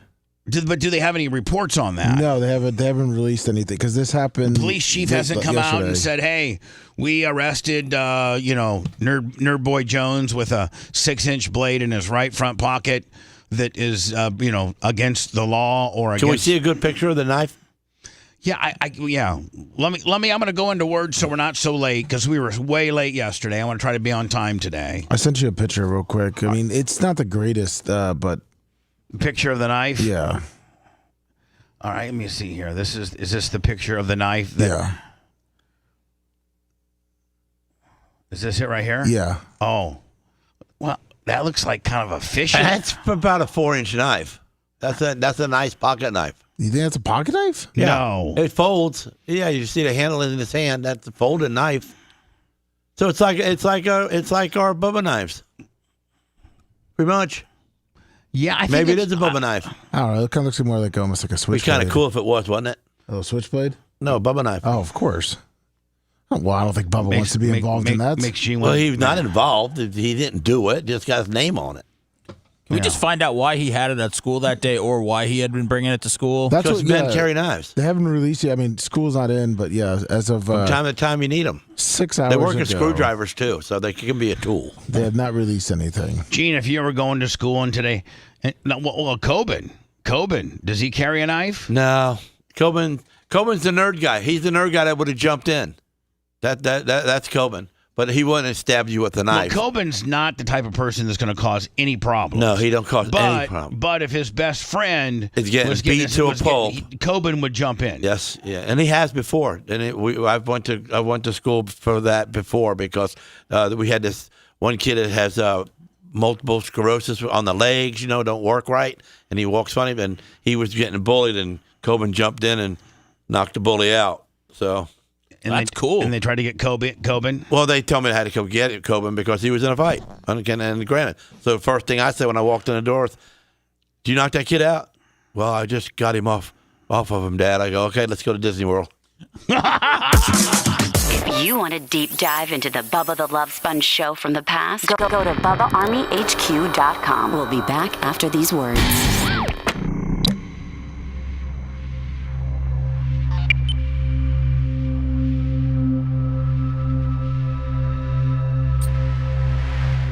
That's what they arrested him for, though?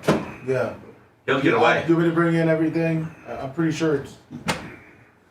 Yeah, it looks like. He'll get away with that, Bubba. Yeah, bring yeah, Lummy. Let's see. Nobody's talking to Lummy. Let me go home. Yes, Lummy. Do you want biscuits and gravy? I want you to put mine in the fridge so I can eat for lunch. Okay. Somebody pour me a drink.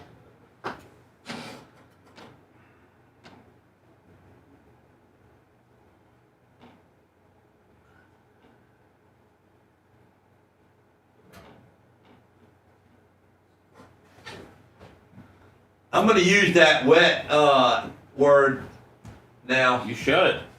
It's cool. When I talk to people, I say, "What are you, wet?" You don't know what you mean by my wet. You drunk?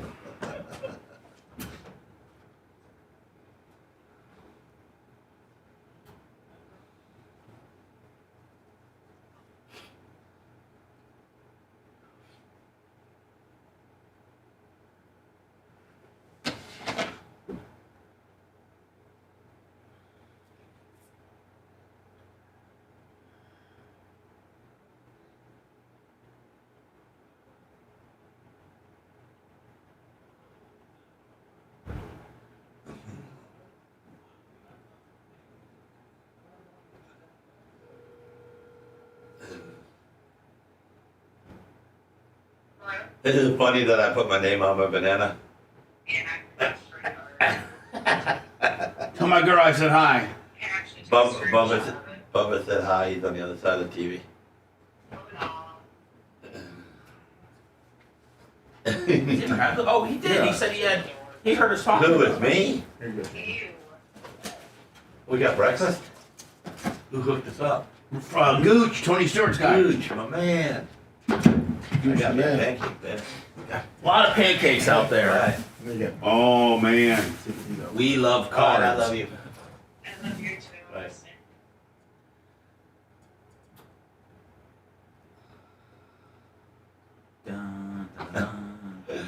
Kurt Morgan called saying wet brain is a drunk that's always messed up. Tell Kurt Morgan, he's the man. We need to get him to sponsor the show some. Well, hold on. Let's talk about him next. Yeah, he needs a Kurt Morgan sign up in here and pay rent for it. Hey, Raymond Harvey's at the draft. He needs to sponsor the racetrack. He don't go there. That's right. He's a pavement guy. Yeah, he's a pavement guy. He's been helping out Yoho, though. I mean, they're putting signs up. I see them, and I know Yoho ain't putting them up there for free. What up, Berto? Dun, dun, dun, dun. Oh. What the heck is this thing? Oh, that's one of them. Some pancakes that you got. That's one of them pancakes. Yeah, it's one of those swirl willies that you. There's no way you can eat both of them. You can, but you have to have. You gotta save one for lunch. Yeah. So Kurt Morgan listens to the show? Oh, hell yeah. Everybody listens to the show, Bubba. Oh, good, Felix. I'm glad, man. Everybody that I know listens to the show over live Facebook. That's how they listen. I don't even say nothing about 8:20 a.m. I wrap that shit like it's a So they can listen package. to. Some Facebook does this better for. What's up, Jim? Dirt Merchant. Sanity. What it do, Cash? That's right. Thomas. Now, Kurt Morgan, that's Candle's stepdad, isn't it? That's what it is. Yes. Kurt Morgan married Might Candle. as well only be his only dad because, you know, that. No, I know, but he married Candle's mom when Candle was very young. Yeah. Yeah. Kurt raised Candle. Exactly. Right. Whole life. Right. What up, Permagrom? 42 LM. And then he's got 2 babies. Oh, they're all grown up now. But 2 kids from the same mom of Candle that are halves. Which would be Candle's halves. The brother Yeah. has a.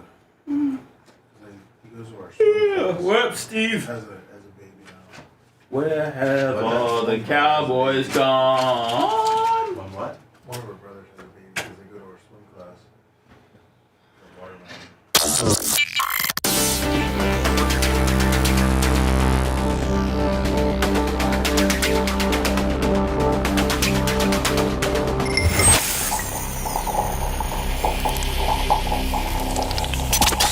Broadcasting live from the Aquabito studios. Aquabito.com/Bubba. It's the Bubba the Love Sponge Show. Suffering in silence. You? I don't know, Lummy, who. I don't know. Where does Gooch rate in the most popular people from Columbus, Indiana? Isn't he like second? He is third.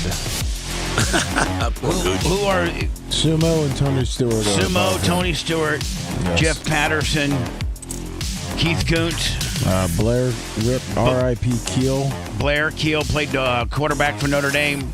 Shane Sheldon Brown. Shane Sheldon Brown should probably be ahead of Blair Keel, and then Pork Chop.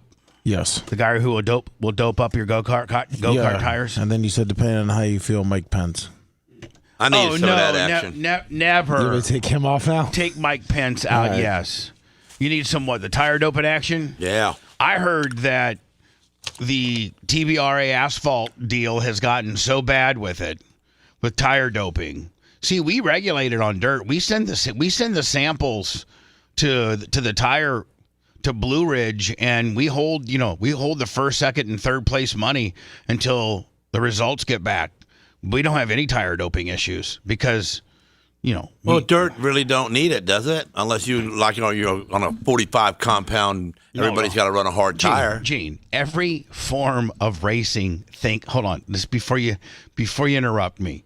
Every form of racing thinks they need tire doping. They think they do. We never did. We never thought of it. Yeah, I don't know if it was as prevalent then. Well, if go-karts were going, that was prevalent. Well, I'm just saying. Go-karts do it. The great Gooch, my good friend, the third most popular person from Columbus, Indiana, has catered in breakfast this morning from Metro Diner. Thank you so much, man. From the cinnamon Thanks swirl. for helping me get fat again. Really appreciate it. Really appreciate it. From the cinnamon, I told Merch Creek, she's working upstairs. I told her, I said, put mine in the refrigerator because I got the classic biscuits and gravy, and that's exactly what I'm having for lunch. Yeah, and eggs and hash browns. Eggs, hash browns, cinnamon swirl pancakes, all from the Metro Diner. It's to die for. Thank you so much, Gooch, Suffering in Silence, who's now, I think, a moderator on a couple of our different pages. Johnny Kostika, Lummy, overnighted me a package, a birthday. Today's the day after my birthday. Yes. And 4 $50 gift cards for Longhorn. Awesome. I know you've been going a million miles an hour with everything happening with you and the Merch Crick. I hope you can use these cards, step back, and enjoy a night out at Longhorn on me. Exactly.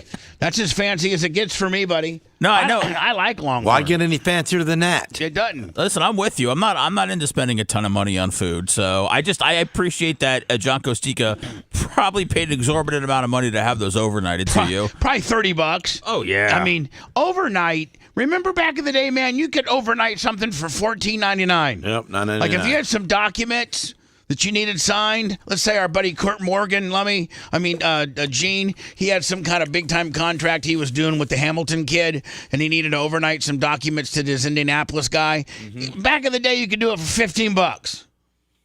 Maybe an extra $5 kicker if you wanted it there before 10 a.m. Now you got to go to Amscot and make life decisions before you send something overnight. Yeah. Ridiculous. Or did I say Amscot or Amazon? Sorry.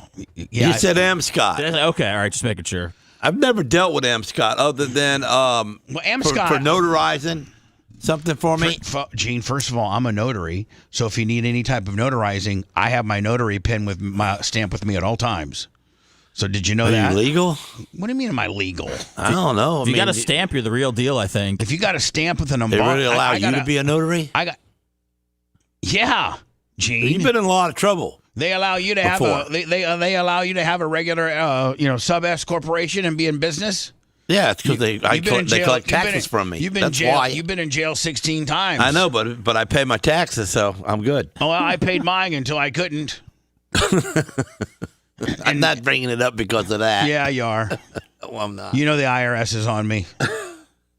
I'm going to probably have to file bankruptcy, or they're going to start repoing stuff. They're literally going to start taking things from me. Put the stuff in my name.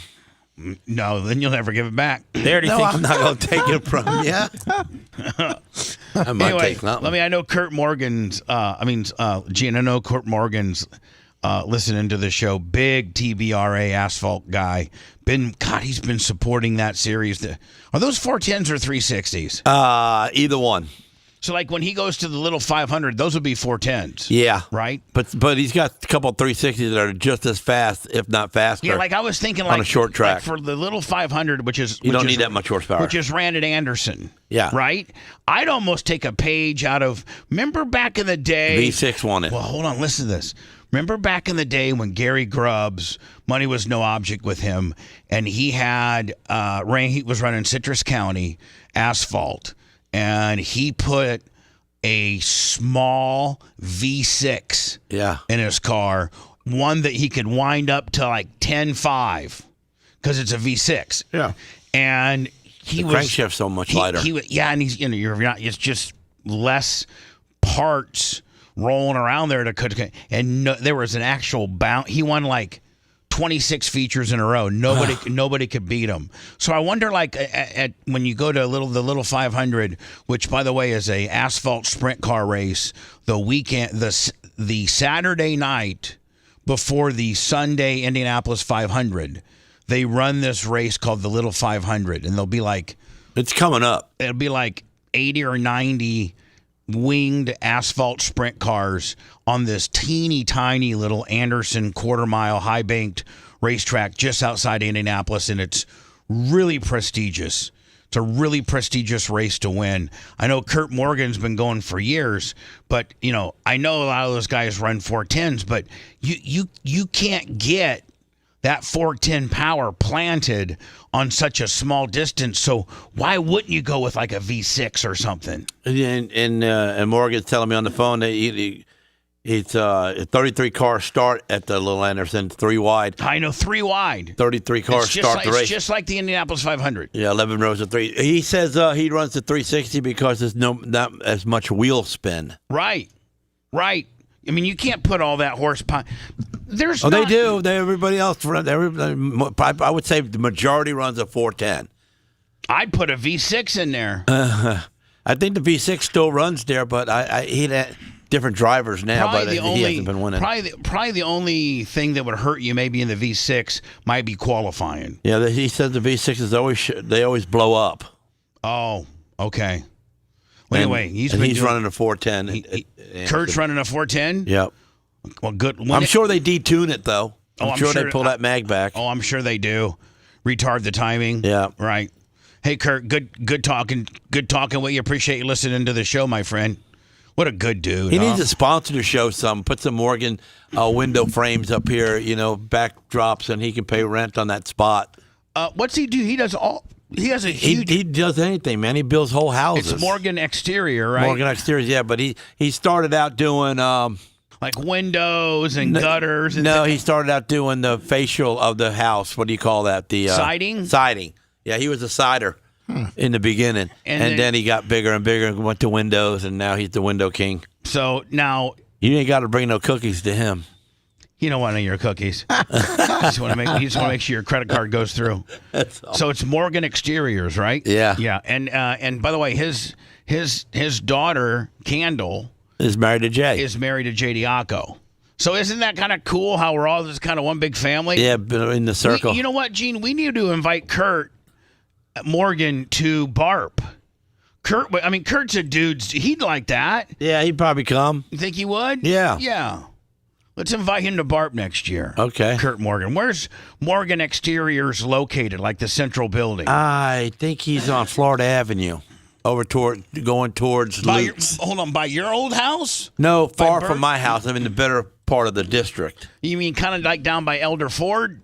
Past Elder Ford, going towards Lutz. Like past Barris? Yes, past Barris, just a little ways, but between Barris and where 41. I understand where it starts getting kind of industrial. No, it gets kind of clean. Kind of by Dimmick Cadillac. Past Dimmick Cadillac, you keep going. He's got 4 locations. He's got 4 locations? Yeah, well, he's in Miami and Orlando, I think. Too. Tampa, Lutz, Orlando, and Fort Myers. Give me the Morgan Exterior. He's not in Tampa and Lutz. He's lying. Let me when you Google Morgan Exterior. I just sent you their website. He lives in Lutz. Give me the number. Just give me the number. For the Lutz one. No, just for any number. I mean, never mind. I'll just look at the link you give me. What? What, Lummy? 727. There's multiple numbers. 727. He's trying to find the right one. 5300. There's multiple numbers. Does he got a cool number? I don't know if he's got a cool number or not. Let's see. Here we go. Morgan Exterior, our nearby locations. You should have just given me the 813-931-4663. I didn't have that. I'm sure you can call that. That ain't a cool number. Well, I mean, how cool can Kurt Morgan make his number? Well, the money he's got, he can buy any number he wants. Well, he needs to buy a better number then. I'm telling you that. Anyway, here are some examples of things that he does. This is the Inspiration Galley, which shows you, I guess he'll do doors, roofing. He does all that, yeah. Windows. And all sorts of things. He's in Lutz, he's in Tampa, he's in Orlando, and he's in Fort Myers. To me, Gene, looks like Kurt Morgan is killing it. Oh, he's killing it. Absolutely killing it. Oh, yeah. He's open 24 hours a day on Saturday and Sunday in Lutz only.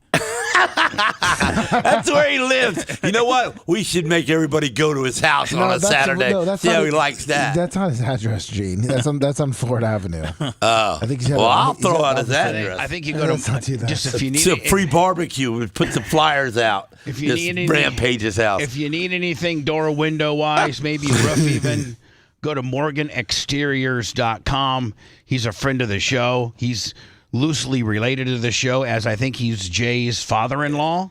Yeah, he would be Jay's father-in-law. Uh-huh. So that's cool. And I think that he's got. I actually think, and I'm not supposed to be saying this, but I think Kurt Morgan's race shop is so badass and big, like an 80 by 80 or something like that, that he allows Jay. He built an extension on his shop to put his boat and his camper in, and then sold his motorhome and parks his boat outside now, so Jay can use it for his Porsches and their Ferraris. And now this isn't the shop that he works out of as far as Morgan Exteriors.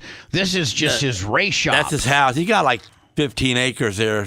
Kurt Morgan's got a badass race shop. Oh, yeah. With all of his sprint cars. All AC'd in. And so Jay has a little corner of his race shop. It ain't no little corner. Well, I mean, I'm just probably saying. about 2,000 square foot. Jay's got a corner of this huge-ass race shop that Jay puts all of his collector cars. Yeah, there's a wall in between it. You use the doorway. You go in between the two buildings. To get into Ferrari land? To Ferrari Porsche land, yeah.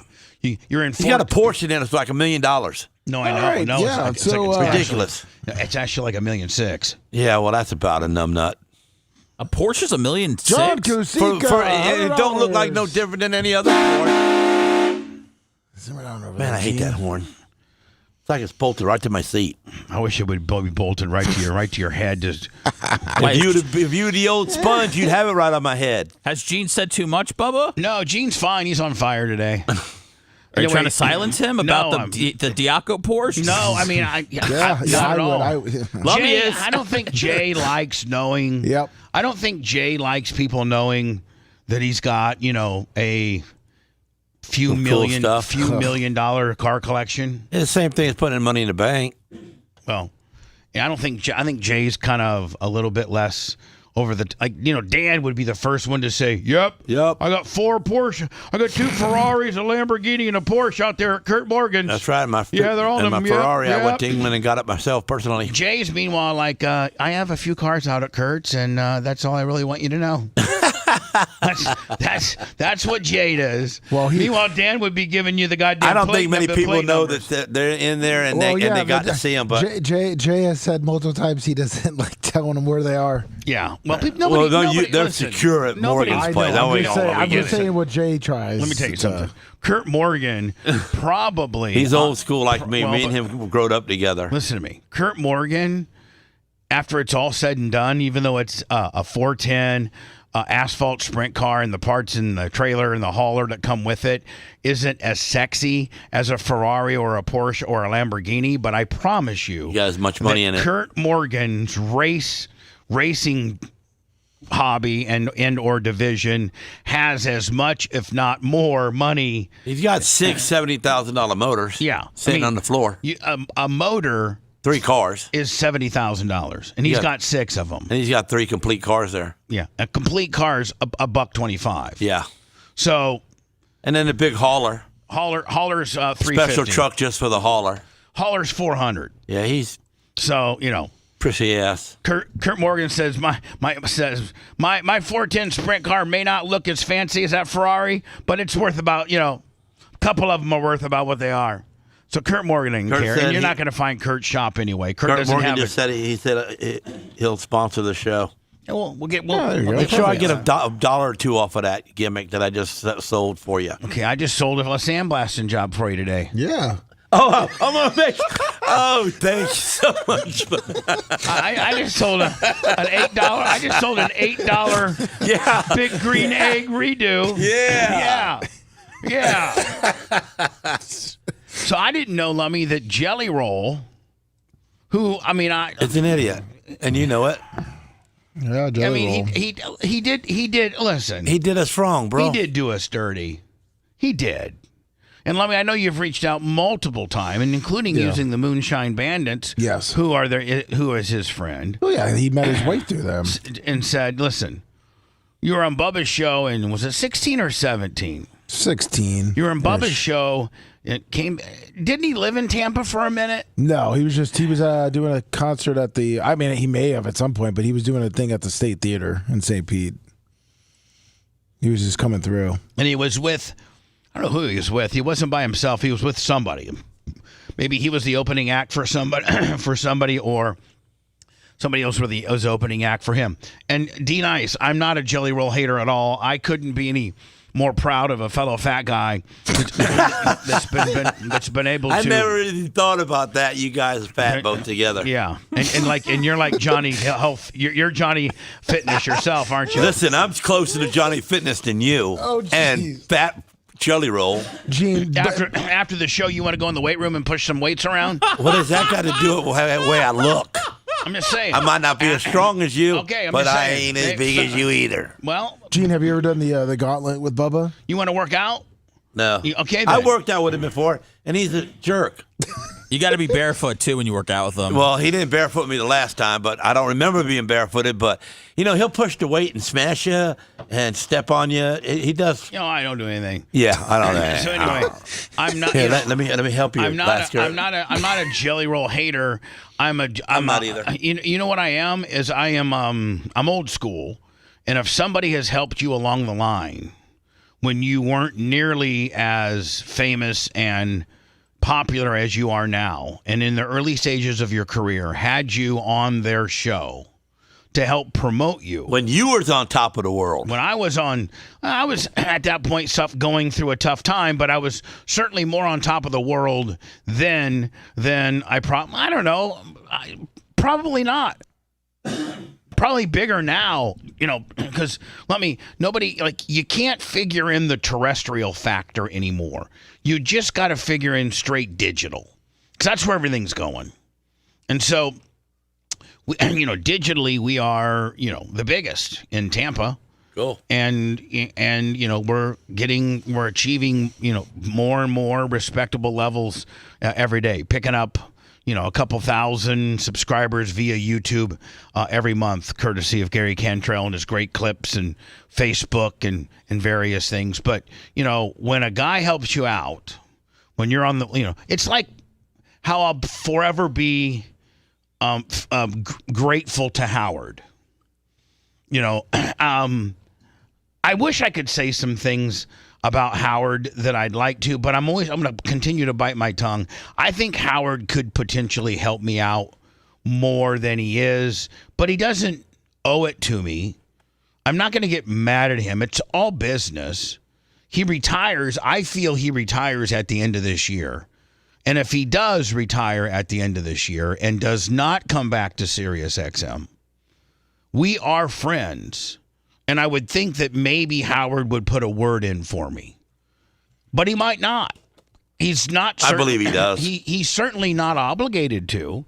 He's already given me my break. Howard gave me the break of the lifetime. I wouldn't be here today. This studio wouldn't be here today. Seth wouldn't be standing here today. Mach wouldn't have a job. Lummy wouldn't have a job. Gene I'd be at work making money. Yeah, Gene wouldn't be having to donate free stuff.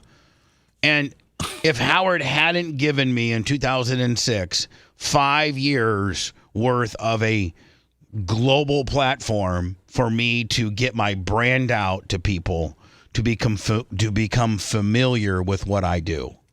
If I had just stayed a Tampa guy only and then been fired for the controversial sex tape and other things, I don't know, having just been number one and being the king of Tampa and then the various affiliates that I had, I don't know if we could been able to sustain what we do, what the numbers and the money that we sustain in today's world if we didn't have Howard's stage that he put us on. So that being said, I'll always be loyal to him. I'll always do anything he asks. And so when Jelly Roll was insignificant. Sorry, it was in 2014. 2016, 17 was when possibly a producer turned him down, but whatever. 14 is when he was actually in studio. All right, so even farther back. So we were rolling. Yeah. 2014, man, I'm on 102.5 The Bone. I'm heard in Miami, Orlando, Fort Myers, Jacksonville, Texas, Vegas, Atlanta, Hartford. Well, 14 wasn't that was Beasley, right? No, I didn't start Beasley till 16. Oh, okay. So 2014 was Cox. Okay. And remember, it was syndicated on all the Cox rock stations. Oh yeah. Cox rocks. From Gene's like he's autistic, where he just hears like Tourette's or something. It's a cool saying. It's like, Hold on. The word pimple. You hit it, Seth. He's got redneck Tourette's, white trash Tourette's, Cox rocks. Why y'all got to push me into having a sickness? Because you are sick. So we're running hard, man. At this point, so I have Jelly Roll on to promote, his wherever he was at a very small venue. And, so since he's blown up in the last 3 or 4 years, we have reached out several times to his management, and he I got a response I got from him, and then his management stepped in. So that was once again like back in like 19. So yeah, maybe we should try again. Yeah, I think he's coming to Tampa. Well, how did they leave it? When you last you talked to them. Oh, last time I talked to him, the management stopped talking, didn't answer. What did you say, and what did they say? Well, initially it was talking to him, and he said, "Yeah, thank let's you, Johnny do it." Castica. And then after that, it was talking to the managers. The manager said, "Yeah, we'll see a schedule. We'll let you know." And then it went from going with that and trying to set up something with us here to not answering. Crickets. Yep. All right. Well, anyway, I'm happy for him at a younger age when he was growing up, before he was a big-time megastar. He had gotten in some trouble as a kid. I think as an adult kid, I think he was over 18 during this. And now that he's a big time, huge superstar, the governor of, is it Tennessee? The governor of Tennessee is thinking about pardoning him for his indiscretions that he made as a kid. Here's a video. Cole could receive a Tennessee state pardon for his crimes tied to his earlier life. And I need y'all to send out your prayers, cross your fingers, shoot some love out to the universe, because this needs to happen. I don't know if you guys are aware of this, but before he was a famous country singer, and even before he was a rapper, Jelly Roll got in some trouble and did some time. He was 17 years old. He was with 2 friends. They did a robbery. He was unarmed. The other 2 dudes had guns. They went into a house and they stole $350. And Jason has had that felony ever since. Now, this happened in the state of Tennessee, and the state of Tennessee has a no forgiveness policy when it comes to violent crimes, which means that Bubba can't vote and he can't go to a whole bunch of different countries that he'd like to be able to tour to, and there was no end in sight until recently. The Tennessee Board of Parole just unanimously voted to recommend a pardon for Jelly Roll. Now it's got to go to the desk of Governor Bill Lee, who will decide whether or not to grant the official pardon. Now, this would be such a huge thing for him and the people that he helps. Literally. I'm sorry, what's that? Hopefully he pardons all the outlaws that are in jail, too. Well, I mean, why stop at Jelly Roll? Why stop at Jelly Roll, Let's man? go right to the outlaws. Everywhere that he goes, which is another thing that not everybody knows about, because he does not do that shit for clout. Huge thing for him and the people that he helps, literally everywhere that he goes, which is another thing that not everybody knows about, because he does not do that. So please, y'all, throw a little bit of love Jelly Roll's way, because if there's anyone I've ever met who deserves it, it's Jay. Okay. Man, well, good luck to you, Jelly Roll, my friend. Just lucky you didn't rip off my house. Yeah. Can you imagine somebody with well, they can't even get. First of all, numbnuts. Well, now I mean, but I know, but people can't even get into your home. No. You got a big, badass, industrial strength, really, really, really badass gate, like a pretty. They ain't coming through the gate. I mean, the gate is pretty industrial strength. So, in order to get in there, you'd have to jump the fence. Now, if you jump the fence and the dogs are out there, you're going to get killed. Yep. If you jump the fence and the dogs are inside, as soon as you get inside the house, you're going to get killed. And if the dogs happen to be sleeping and you happen to jump in and get inside the house that the dogs aren't in, Gene's going to shoot you like he did that one guy. I got a new sign on my door. It says property is taken care of by the Cane Corsos, and the Cane Corsos are taken care of by my gun. There you go. Very, very violent person, Gene is. Oh, there's no gray area. So a lot to read at the front door. Do not come over this fence. Yeah. Do not enter this door. He's going to come in because I can't read. They're like, man, this guy's Mr. Johnny Warning guy. This guy's got all kinds of things. He's probably got landmines inside of his grass. If I could put them in there, I would. You would, wouldn't you? I'd double fence it, put landmines in between them. Oh, so make it like there's 6 foot between the 2 fences? Yeah, making a little. And then in between the 2 fences, it's just filled full of landmines. Jump one fence, get blowed up. Literally blow you up. Yeah. It would be cool, but poor Cobe would have to go out there and mow it. He'd know where they're at, though. He'd zip in between them. When we return, Michelle Obama finally has broke her silence as to why she didn't attend the inaugural ball and various other things. And then we have the very, very, very liberal Minneapolis prosecuting attorney who is refusing to press charges on people that are damaging Teslas, people that are doing up to $20,000 damage on Teslas. They're not prosecuting in Minneapolis because that's nice. That's nice. How fair is that?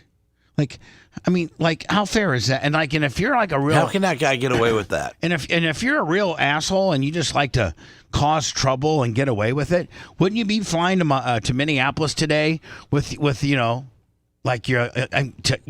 all you really have to do is have a pocket knife and a key. I mean, key in a person's car, starting back from the gas tank and going clear to the headlights. And I mean that and then the trunk and the hood, that requires a person to have to repaint their entire car. $5,000 to $10,000. Yeah, because you can't buff a single line out. I asked my good friend Adam from Fenderworks, like, you have to completely repaint the car, and that's what this guy did. He completely keyed this Tesla, and it says our investigators are always frustrated when the causes they poured their hearts into are declined. To my experience, the victims in these cases often feel the same. It's the standard political no file. Just like what happened to me on the Hogan sex tape. Who's the victim? Bubba the Love Sponge. Oh, well. You can steal anything you want from him. When I was at Herbie Cope's the other day getting some stickers for the race car, I tried to talk him into putting stickers over my Super Duty on the front and the back on the Ford emblems and put Tesla on there. Because, the idiots out there ain't going to know whether it's a Ford truck or a Tesla truck. Tesla. And Gene spells Tesla with an R, by the way. So anyway, so somebody could try to attempt to scratch my truck. But then he goes, I ain't doing that because, that's just you're going to hurt somebody. And so I go, Gene, yeah. you want to rename your Ford F450 Super Duty a Tesla so that some Johnny Numbnut tries to scratch it so that you can hurt him? Yeah. And then maybe if a couple of people get hurt doing that, the nation will start smartening up. If it came down to it, but right off the bat, no, I just beat them. Hell yeah. Baseball bat? No, fist first, man. It feels better. Brass knuckles? Yeah, maybe some of that. You're listening to the Bubba the Love Sponge Show. If you want 24/7 on-demand Bubba and the crew, go to BubbaArmyHQ.com. The Bubba the Love Sponge Show will be back after this.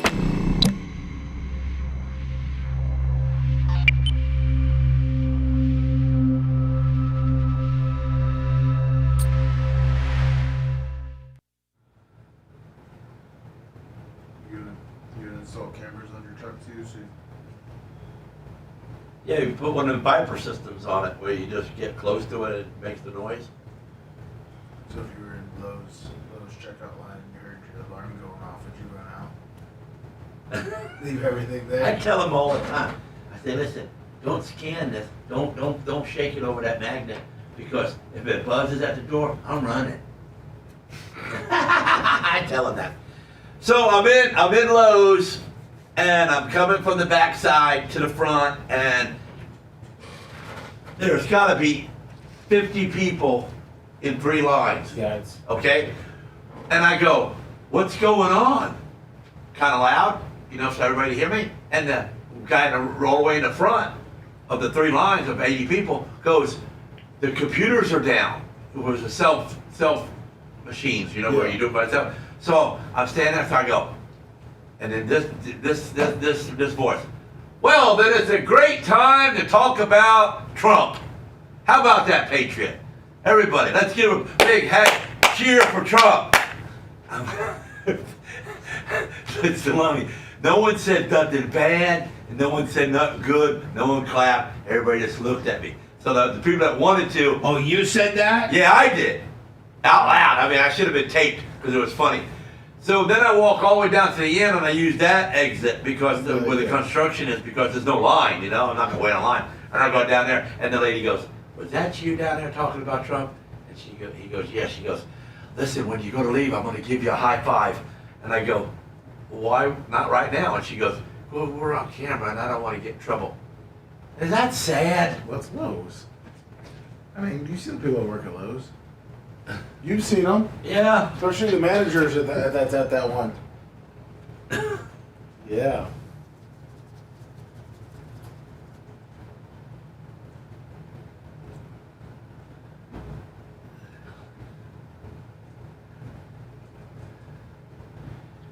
My wife don't even go shopping with me hardly anymore.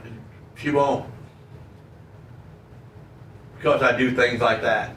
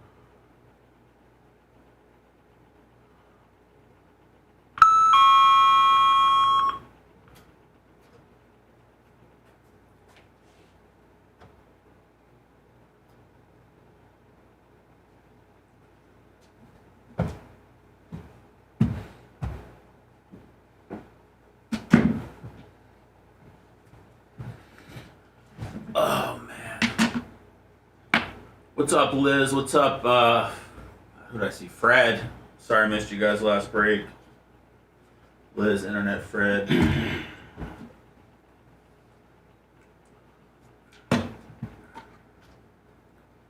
Let's go, baby. We're staying up late tonight for the draft.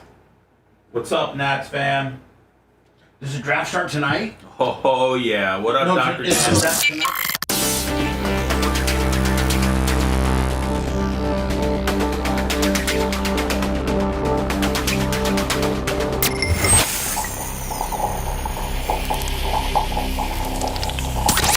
Broadcasting live from the Aquabito studios, aquabito.com/Bubba. It's the Bubba the Love Sponge Show. If you're just a regular guy, you don't got a lot of extra money. Probably don't even have any extra money to go to Bubba Army shop, Bubba Army merch, or BubbaArmyStore.com and get you, like a bottle of badass Bubba Army Alpha Volume 24 cologne. Gene, what's been your experiences in wearing it? Does Sarah like it? Yeah, Sarah likes it. I think Sarah's using it too. It's unisex. She likes it. It smells good on her. Tuttle's wife is using it. We had an email from a woman yesterday that has been using it. She said, I'm a single woman, and I heard Kristen, Tuttle's wife, talk about it, and so I bought it. She likes it. I tried to add to it the other day. Lasker's wife, Sarah, who's no nonsense and doesn't, she's not going to just wear something to wear it. She likes it. She wears it. She's a tough customer. If I got her business, man, that's saying something. So anyway, go to Bubba Army merch store or shop, and don't forget, only 6 more days to get your shoe order in, because as of the 30th, the Bubba Army Fat Man Dunks 3, our 3rd series in our continuing series of the Fat Man Dunks. They'll be sold out? Well, no, they're not going to be sold out. We're only going to order what we sell. It's pre-order only. Oh, that's how you're doing it. Yeah. Did you order Can't a pair? waste any money that way. Did you order a pair for Dion? Because he had his shoe come out. Yeah, but I don't think I want to. There's a reason why. I got you. You gonna piss him off? No, I got it. No, yeah. Anyway, I added to your perfume. I tried to make it a little bit towards my way. Would you put some of your stuff on? I took, because you got that. It's a citrusy smell type deal. Yeah. I took an orange, the peels, because I was making some orange drink, and I squished them like, you know how when you squish the orange peel and it spits out the juice off the. I was doing that around my neck too.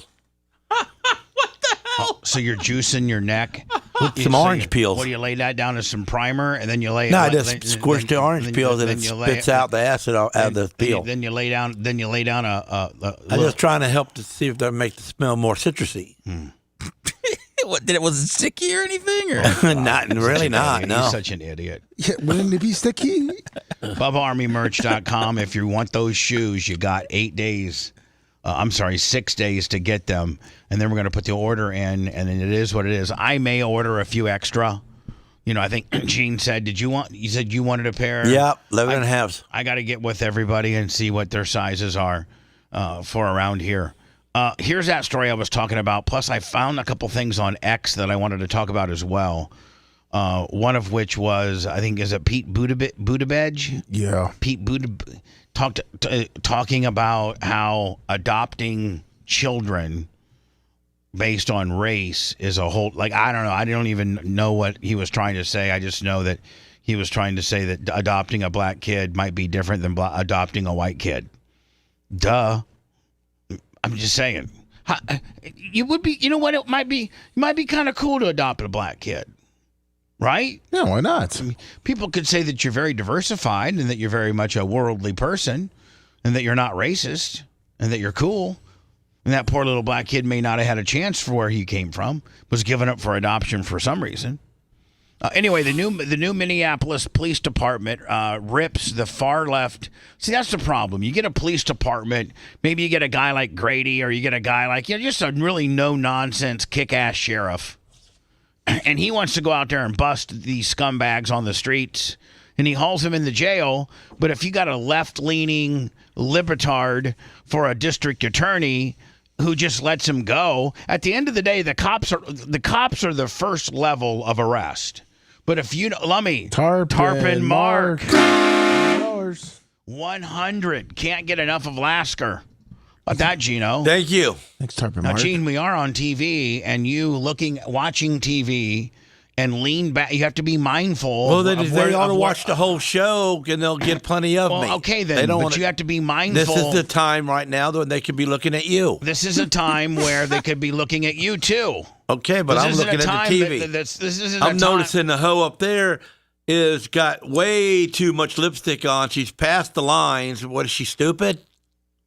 The lady on the news? Yeah. Oh, I mean, she's making more lip than God gave her. Okay, Gene. Gross.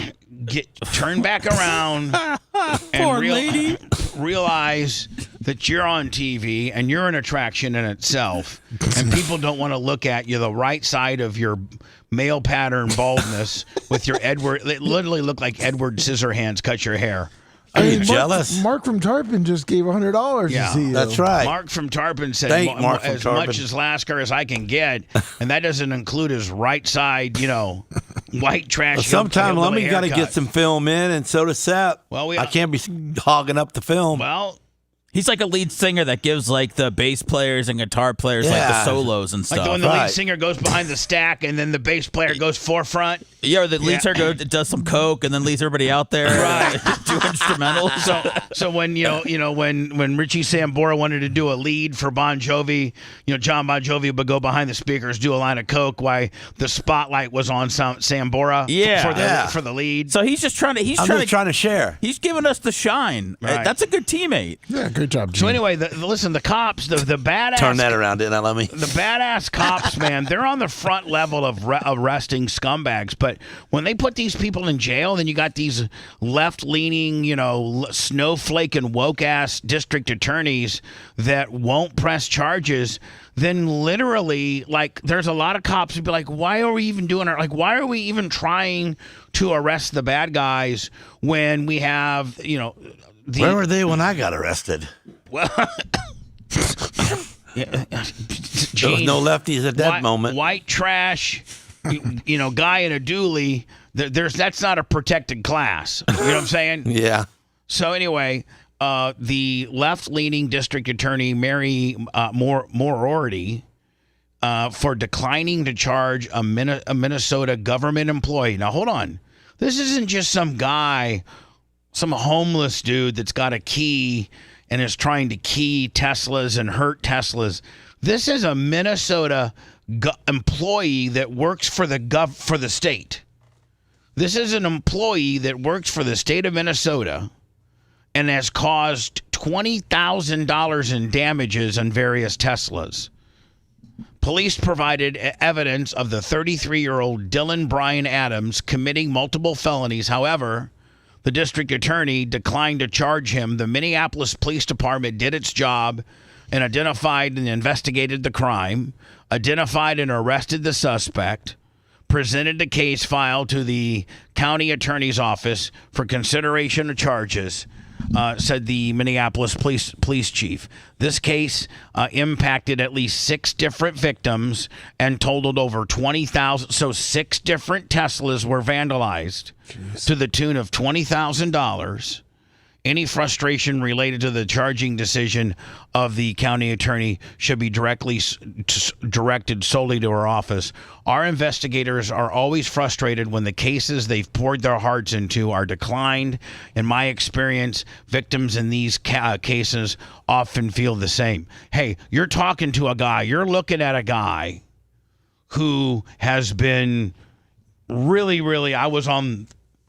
you can say what you want about me, but there's a couple people, Lummy, there's a couple people that needed to be charged and potentially in jail for the stealing of the Hogan and the distribution and the extortion of the Hogan sex tape. But because when the officials got around and said, well, it was all radio stuff for them. The victim is just loudmouth Bubba the Love Sponge.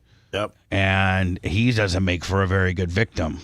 So we're just going to. So basically, you can do crimes as long as you pick the right people. So in this case, Bubba the Love Sponge equates to Tesla owners living in Minneapolis. If you're a Tesla owner and you live in Minneapolis and somebody comes and stabs your tires, all 4 of them, and keys your car, that guy's going to get away with it. Here is now Teslas, what you don't realize is Teslas have cameras, and the minute you roll up on a Tesla, it starts recording. So here, and you can't get any more guilty than this. So this guy walks up. I don't know what he's doing. A lot of times they were putting Nazi symbols in it. Oh, he's putting Nazi symbols in it? Okay. And the same guy though, walking his dog, and there's straight key right down. Look at this. Here you go. Oh, I'd visit him at home. That one, I think, is FU. Yeah. What? This doesn't even look real. I would scratch that in his face. I'd Just cut it right in his forehead, Jeez. but he'd have it there for life. This Would guy. Would you joker him, Lummy? I mean, Gene, would you give him a joker? That'd be. Yep, both sides. Seth, does it even seem like? It's disturbing behavior. Maybe you do it once, all right, you got it out of your system, but consistently doing that is six different people. 6 different. So basically, you're taking your dog for a walk, and when you see a Tesla, like you're looking for Teslas all day, man. Like you got to have more going on in your life. And yeah, you know what you got going on in your life? You work for the state of Minnesota. Like you're a government county worker. It's not keeping them from committing crimes. It's not booking them a full day. Now I don't know. I saw this on X, and I don't know where they're going with this. I still got to get to the Michelle Obama stuff, which I will. But I don't know where they're going with this. I truly got clickbaited. So have you thought about? No, this is Pete Buttigieg, right? Yes, right here. Yeah, South Bend, Indiana finest. He's a homosexual man that has a relationship with that's married to a man. Yes, and he was he the director of Homeland Security? Transportation. He was director of transportation under Biden. Early on, he was trying to run for president, but Biden got the nominee, and of course, he became. Prior to that, he was the mayor of South Bend, Indiana, and he's not. I don't know that he has a position as of now, but I think him and his husband or his wife. I don't know which role he plays. Both got poop breath. Yeah, people. Gene, that's not. People don't know because they both took maternity leave. The color commentary made by Gene Lasker may be offensive to some listeners, and not necessarily the views or opinions of our advertisers or this radio station. Now, let me tell you something. You're not getting any younger, so your language will most likely become obsolete too. How about it? Gene, let's not put poop breath on him. I just can't get away from that thought. I know, but you know what I'm saying? You can't put. How can you be a homosexual? You can't put poop breath on it. Well, that's what they have to do to just be quiet. When your son gets older. So you know, he adopted 2 black kids. So he did. Him and his husband or his wife, I don't know which role he plays, adopted 2 African American kids, and I think that they discussed that here. Correct? Yeah, he got twins. His experience in the world. Twin boys or twin probably girls? different from both a girl and a boy. A girl and a boy? Yeah. Gene, we're on some thin ice here. Don't get us in trouble, please. Yes. I might have to turn your. I mean, Gene, I might have to turn your mic Had off. a hell of a day. Seth, can you see where this could potentially be? Where we should turn? I'm good. I'm off the whole. I think thing. a lot of people are rooting for it to go the way Gene's trying to get it to go. Gene, I'm not trying to get it to go anywhere. They did it to themselves. Okay, I understand, but Gene, think about it. It's against the Bible, bro. Gene, Jesus. Gene, I mean, come on. Gene. Yes. Think about it. Think about it again. Then don't say it. Then don't say it. Okay. I got you. And I know when you start scratching your hands and itching your face. You see me doing I know all of your personal. I know tics. you do. Like, and I was doing it too. So when Gene wants to say something, but he knows he can't, he first starts going. He kind of first starts going like this with his hands, and then I do that. And his face, and he's like, "Yeah, I want to say something, but I don't want to get in trouble or thrown off." From yours, how would you have those combos with him, or even let's say your daughter, learning to deal with her hair? It's going to be a little difficult. Like, how have you thought about these things? Do they concern you? Yeah, we think about it all the time, and it's not like we have it all figured out. So we were in. But if anybody knows how important identity is, of course. So we were in what's called a surprise adoption scenario. So we a surprise adoption center. That's the last adoption center I want to be in. Is a surprise one. Surprise. I kind of want to know what I'm getting. Yeah. So these guys was asking him, how you going to deal with the black kid's hair when you never had a black kid's hair on your head? Gene, we don't know what they were asking, okay? Well, it's and neither do you. That's what they were asking. I was at work. I was traveling. We got a phone call. Chaston called me. And the next day, we were in a rural Midwestern hospital holding him in our arms. And they were 1 day old. Like, it was like that.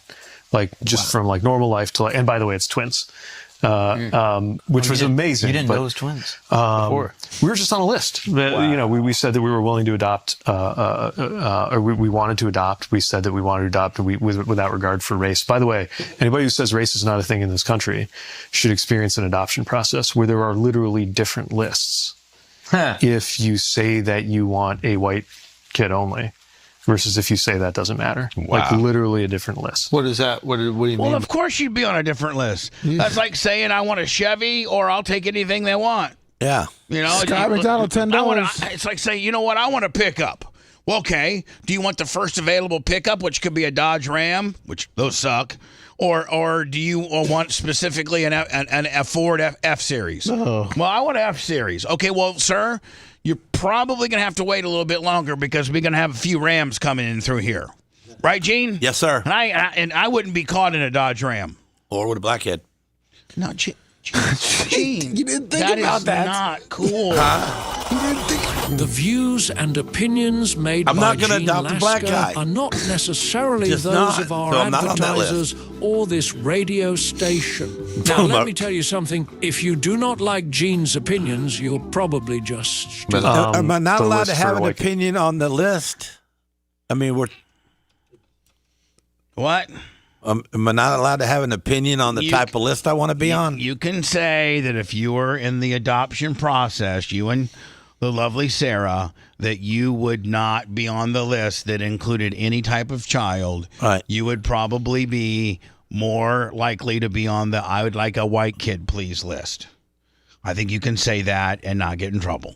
Yes, that is okay. Phoebe and I went through the adoption process. So I mean, that is something that you have to take into consideration. Right. The kid only is longer. I'd adopt a Jewish kid. Okay, Gene. Jewish kid, a Jewish kid's white kid. What about a Jewish man-ish? Not only that. 40s. Here we go. Hold on. Let's finish this out. It feels nice to be loved. We got so much to get through. There was actually a discount, or you didn't have to pay a deposit on the fee. Discounts. This is like how it works. Yeah. I couldn't believe it. So we didn't know anything about the racial identity of the kids until they started to look mixed race, which they are. And like contending with like the hair thing is already like a thing, and like lots of advice, especially from like black parents who like see stuff on Instagram, or they're like, let me tell you how to do it. Like a lot of advice. And like to begin with, like the idea of being a girl dad and dealing with girl hair was pretty intimidating. Like my hair is like very simple and straightforward. Obviously, I'm a low maintenance kind of guy. And like starting to learn about like all the different products that are involved. Him too. Like we have like a whole sequence with a conditioner and then essential oils, all this stuff. And you're always asking yourself, like, how can I be, you're already constantly asking yourself, how can I be a good dad? And now it's like, how can I be a good dad for kids who have a different racial identity than I do? And how can I help them navigate that? And I mean, I think he's making a much bigger deal about it than that it really ain't going to be hard to do. Mark from Tarpon, $50. Ain't that much difference. Mark from New York Tarpon. FTE, $50. Love it. Listen, keep your African American kids' hair clean, just like you would your white kids' hair clean. Yep. And maybe the African American kid needs. You might want some straightener in it, so it makes it look longer. Maybe you'll do a straightener gimmick. I don't know. You could probably go down to one of your black friends and say, "Hey, listen, how do you do your kids' hair? What do you do different?" And you know what you could do? You could go to Craig and Rio. And Craig and Rio would be like, "Man, I'll tell you what you got to do." I mean, they would literally tell you how, because they're in the hair business. You could literally go to Latin Sons down in South St. Pete, walk in there with your 2 black kids as a white dad, and say, "Hey guys, tighten my kids up, and what type of product? Do you guys some hair extensions? Maybe for the girl, she might need a weave." Well, I've had them before. I know you've had hair. Gene has had hair extensions before. What? Yes. Yeah. This is a whole thing. I love it. Gene had hair extensions For what? To make his thing his longer? mullet look more mullet. Yeah. So we'll take the back part. So he had just the back. So he had a maxi mullet. When his mullet was thinning out a little bit, he went and got hair extensions from Laurie Stoller and got a maxi mullet. Yeah. So, I mean, I don't know that Latin Sons does black people hair extensions, but they would probably know somebody that did. Same thing. Bolts onto your hair. Bolt on, right, Gene? Mm-hmm. Michelle Obama. Boy, she looks mean. She looks not so, happy. That's a rough freeze frame right there. That is a rough. Oh, no. Barack, now I know why I wouldn't want to be bolted up to this either. Oof. And I wouldn't be mad either if I'm going to high-profile events. The twoest high-profile events that she missed was Jimmy Carter's funeral wake thing in the Capitol building when she was noticeably not there, and every other president from Bill Clinton to George W. Bush to. She had a right to not be there. Well, everybody else's significant other was there to pay homage to Jimmy Carter, and then the other one being the inauguration. Why did Michelle Obama have the right not to be there? Because Jimmy Carter's family was the slave owners. No, he was a Democrat. No, stop. You don't know that. From Georgia? Yeah. Okay. What did I tell you? They ran a peanut farm. And he ran a peanut farm. Who do you think picked the peanuts? Man, he might have a point. I mean, I don't know if they were getting compensated well. Actually, believe me, Sep. Actually, Gene is right. He's right. I mean, he's okay. Wiley Carter, great How many thank yous do I get today? Jimmy's Carter owned 29 slaves. I don't blame her. I don't blame Obama. So she's Go, going, girl. She's going. So you're saying it's cool that she protested Jimmy Carter's funeral because he was a slave owner? Yeah. You might be the only news guy to sniff this out, Gene. Well, it's just facts. So, because Jimmy Carter's great-great-great-grandpa had 29 slaves at one time picking peanuts? Probably not that far greater either. Probably just great. Maybe just 2 greats? Who was? Yeah. Hold on, listen. Let me. He's so funny. Hey, let me. Who owned the slaves again? Was it Jimmy Carter? No, it was James Wiley Carter or somebody. Yeah, his great-great-grandfather. Great. Okay. See, only 2 greats. 2 greats. I mean, that's like yesterday. Yeah, that's I mean, you can still smell them. This guy's slurping on pancakes.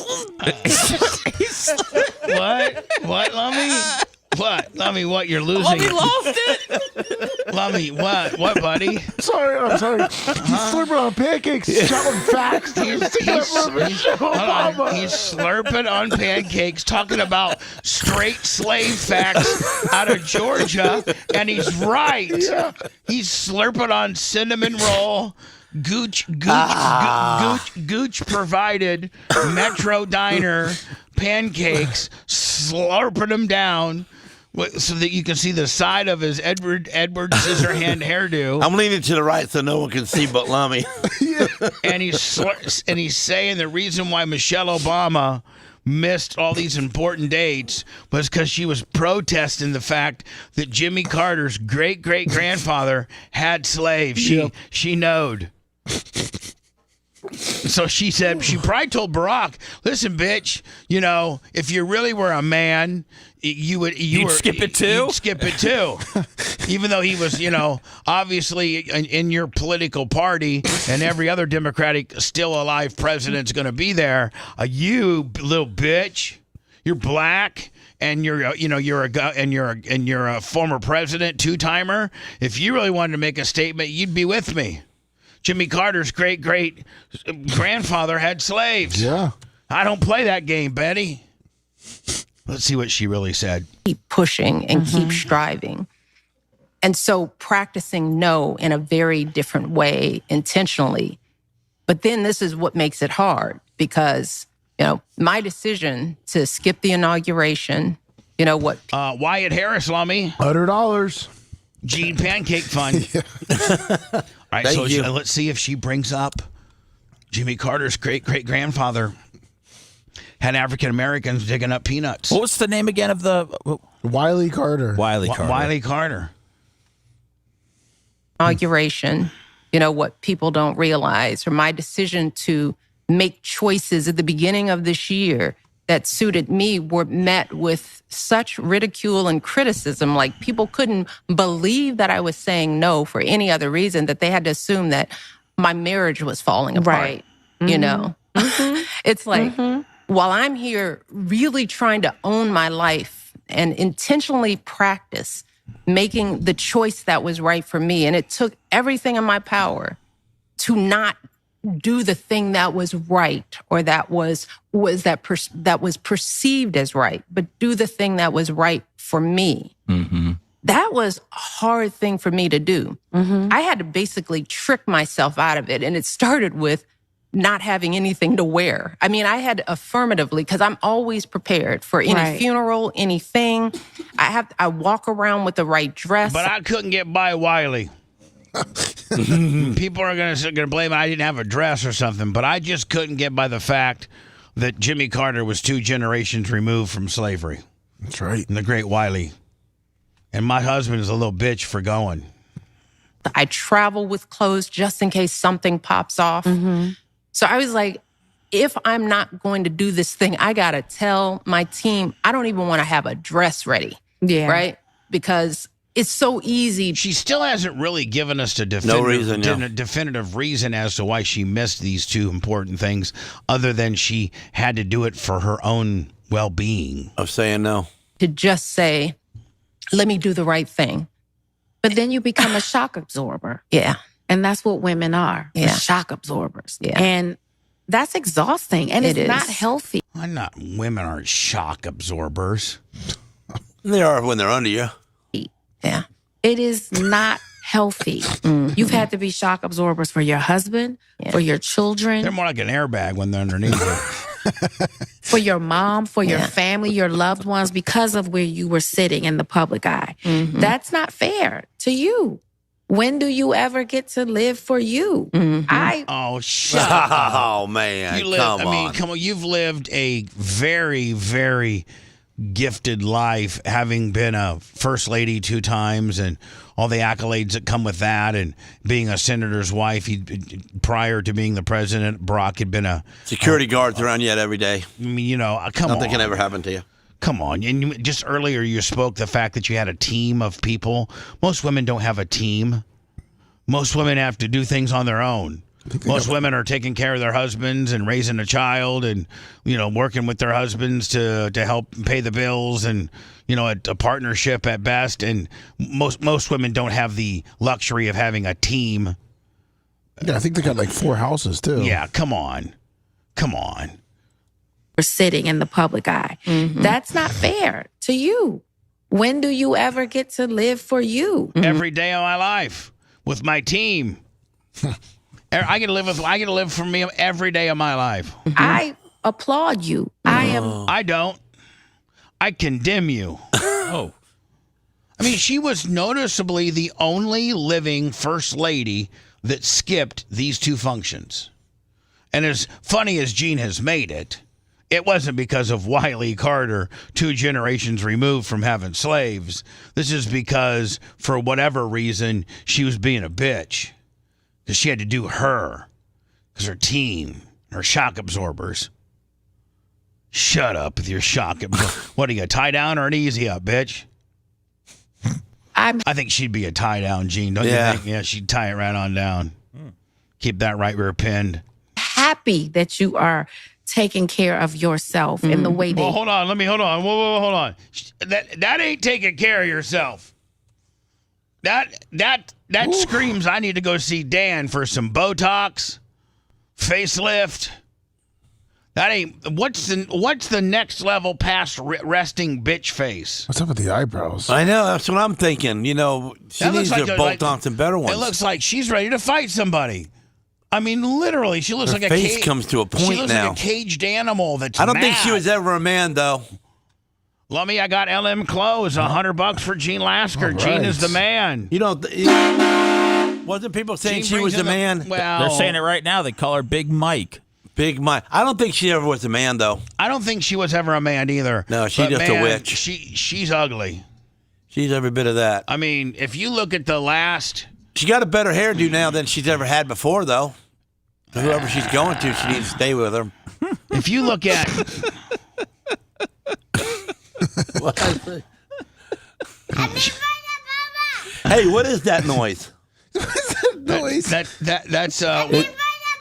That's my favorite new move. I want that on my phone. Can you put that on my phone for my ring dial?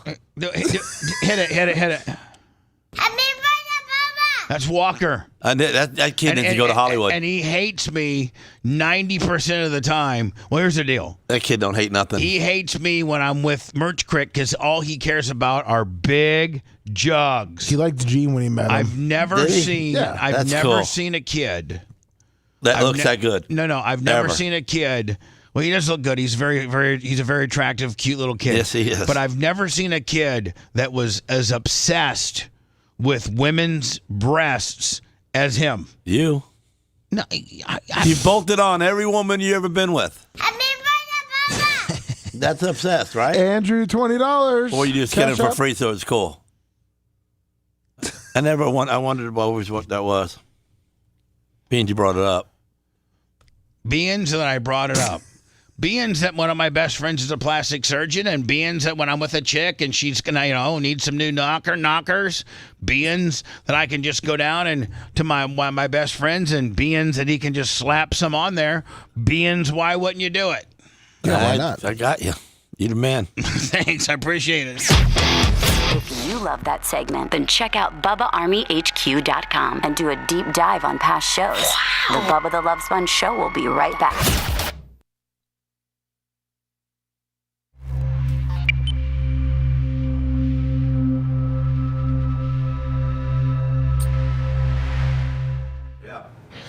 Andrew, $20. Seth, shirtless card break. Babyface will be mad. So why is Babyface going to be mad? Seth, did you do a shirtless card break? No, I posted a clip of an interview I did about 4 years ago with some shirtless card breakers, and I took my shirt off to do the interview. And I just posted a clip of that last night. I got you. I just found it on my phone.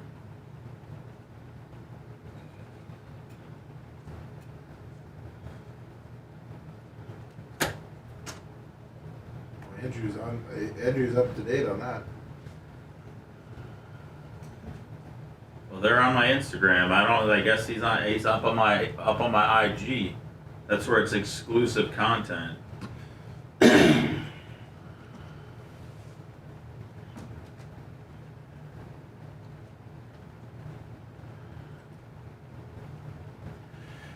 You are the wind beneath my wing.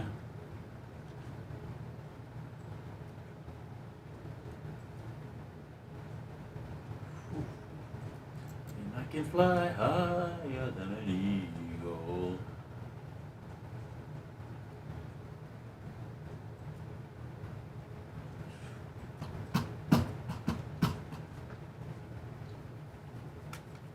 How about the stock market? Is it gone back up yet? Not doing too good. It was up big yesterday. I think it was up 1,000 points. This is how it's gonna be. It's just gonna keep going up and down. Obviously, that's what it always does.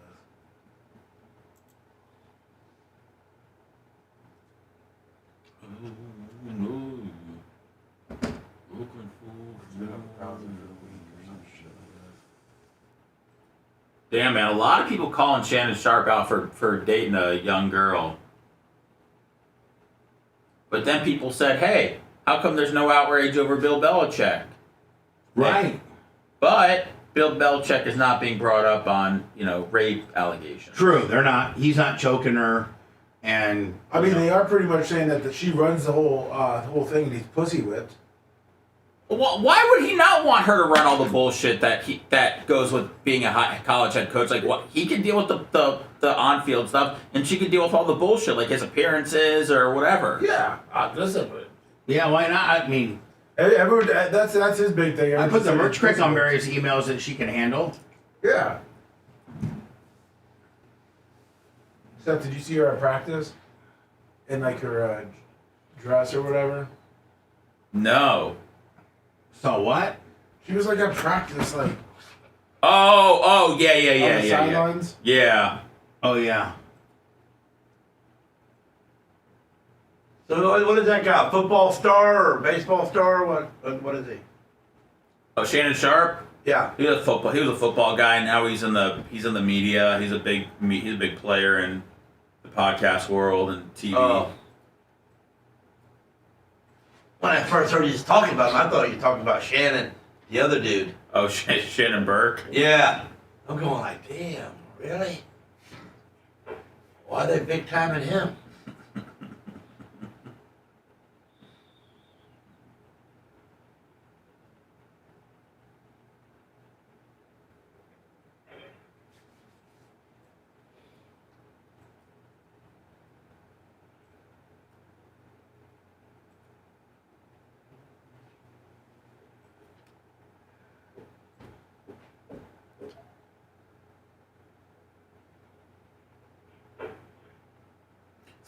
A lot of people were saying Shannon Sharp has been playing this all wrong. Say he's getting bad legal advice. Yeah, because you know why? He needs to not go on offense. He needs to fucking lay low. He's giving him too much ammunition. Yeah, they were mostly saying when he had that minute video. Yeah, I agree with him. Did he get railroaded? No. He did everything that they said. It's blurred lines. Yeah, I mean. But he tried to settle for $10 million and she rejected it. And now she's going for 50. More than 50. He's got all that? Yeah. Yeah. Wow. And that's her right there. That's the girl. Is she half black and white or just a regular Puerto Rican? She's just a white girl.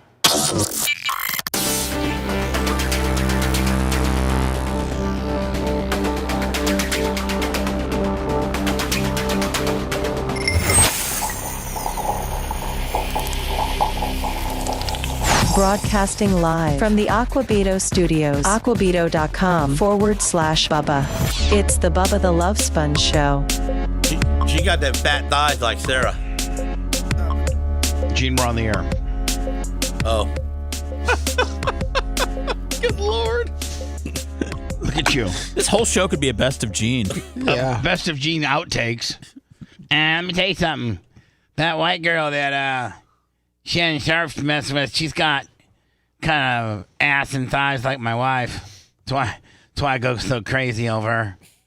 I just don't choke her out. Well, I choke her out, but she knows and she likes it. She's good with it. The Shannon Sharp plot thickens.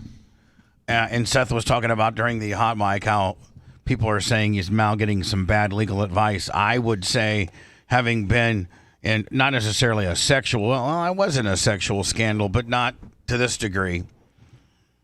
Let me listen. Now I'm looking like quite the visionary for having my bedroom cameraed up, so that when I was running hard from 99 to 2002, having 2-3 chicks a day, that none of them could come back and say Bubba raped me because I had a tape of it.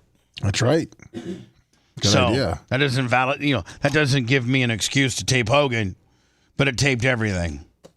So anyway, if I'm Shannon Sharp, the more you respond back to their offense or their allegations, the deeper they're gonna go with what they got, rather than to keep this thing quiet. If I'm Shannon Sharp, I'm firing. I'm getting a hold of my attorneys, and I'm saying we need to deal with Bugsby on a private level, and we need to keep this off of social media and the newsreels, and let's continue to negotiate. I know they shot down 10, and she's asking for 50. You know, and it's probably killing him to know that she might get 50 out of him. But it's all probably based on what she's got. And every day she's triculated. Look at Gene. There comes a point where he actually faces the opposite direction. We're on the air. No, he's straight on. No, I'm maybe my microphone is maybe I need to refresh. Yeah, you might be a little. There was one time that he was actually had his back facing the camera and was looking at the podcast table. Try to stay front and present, Gene. If that you was off the air. Okay, all right. So, like, the more he comes back with excuses, Sir, can I get a break and turn around and stretch a little bit? Well, sir, during the 5 minutes and 20 seconds, I need to, got the glare in my eyes. Gene, he's Wiley A. Carter, so no stretch breaks for you. Keep picking those peanuts, Gene. Okay, you get 5 minute breaks every 30 minutes. Keep picking every 4 days. Keep picking those peanuts, buddy. And lucky I don't make you put that strap on your shoulder either. So I mean, if I'm Shannon Sharp, I'm like, listen, let's get this off of everybody's X and Insta and Facebook and YouTube feed, and because you're an army of content providers, from Joe Rogan to Stephen A. Smith to Bubba the Love Sponge to anybody. This is what we're talking about. All the world is talking about this because it's salacious. It's naughty. She's 19, 20, he's 54. How did you avoid one of these? Because I had a camera. And I never had a girl ever say that whatever we did wasn't consensual. Ever. And had they, Gene, I would have said, oh, okay, well. First of all, none of them ever did. But I would have said, okay, well, I got you on tape, and when you were riding me out, and we both went to the bathroom and took a shower together, and then laid in bed and watched TV, that didn't seem like a rape to me. What do you mean? Yeah, I got it. So anyway, do you have more than one angles on your bedroom? No, just one. Just one. Oh, I mean, I don't have any angles now. I don't. I don't have any angles now. You learn your lesson, or you just don't do it? I just don't do it. Can't afford it? I mean, I just don't do it with multiple people. I mean, I just try to keep it in-house with one. Merch Crick. He hires a camera crew. Now, she's been building a case like The Wire. 20-year-old OnlyFans creator Gabrielle Zangaya, who's suing Shannon Sharp for $50 million, released another audio clip, Sharp allegedly threatening her. This time it's public. Big black guy chokes small white woman.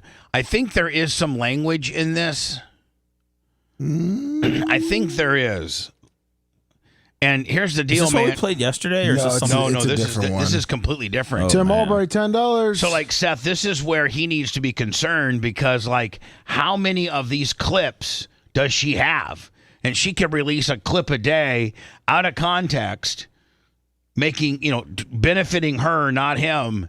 And he doesn't have the luxury of having these phone calls, so he can't fight back. He has to sit there and take it. That's why they were so cocky and turning down his paltry $10 million offer. She looks like someone we know. Well, you're coming to LA tomorrow? Yes.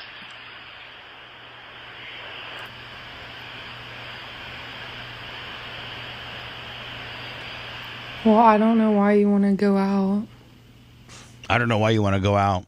She even sounds stupid. She sounds like a blast to hang out with. She's high.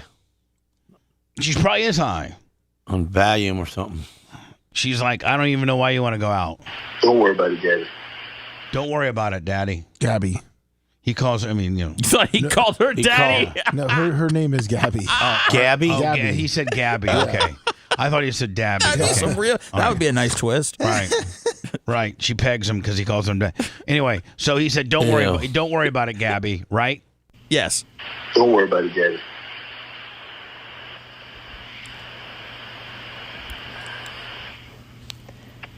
I'm sorry. They're not radio stars because they got dead air. But here's the deal. I can, whether I talk to Seth on the phone, I talked to my dad for an hour on the phone yesterday. Oh, nice. For my birthday. I talked to Gene, whether I talked to Lon. I mean, we've all, every one of us have spoke to each other on the phone, and it's a back and forth conversation with maybe a second of dead air. And that's just being polite so you're not stepping on the guy. You pretty much tell me about 3 times, shut up. Right. Like, for instance, Gene, let's just have a normal conversation. You ready? Yeah. And look at how it flows. And we're just going to be, we're not on the radio. We're off the air, and we're Bubba and Gene, okay? All right. I call you up, say, you always go, meow. Yeah. Gene, what are you doing today? Well, I'm trying to get done by 3 o'clock so I can get home and get to work on my race cars, mount some tires. I'm going to be over there at Terry's Automotive today. I was maybe going to swing on by and say hi for a few minutes. That you cool? You buying lunch? Yeah, we'll do that. Okay, I'll take you. All right, I'll probably be there about, I'll say 12:15. All right, don't be late. All right, see I'm you hungry. later. See you later. I mean, like that's there you go. That's how men's not long pauses. I mean, that's so uncomfortable. Kind of weird. Okay. Maybe it's produced that way. No, it's. Here we go. Get quiet. Okay, what? Well, I'm not really interested in getting choked, so I guess we're going.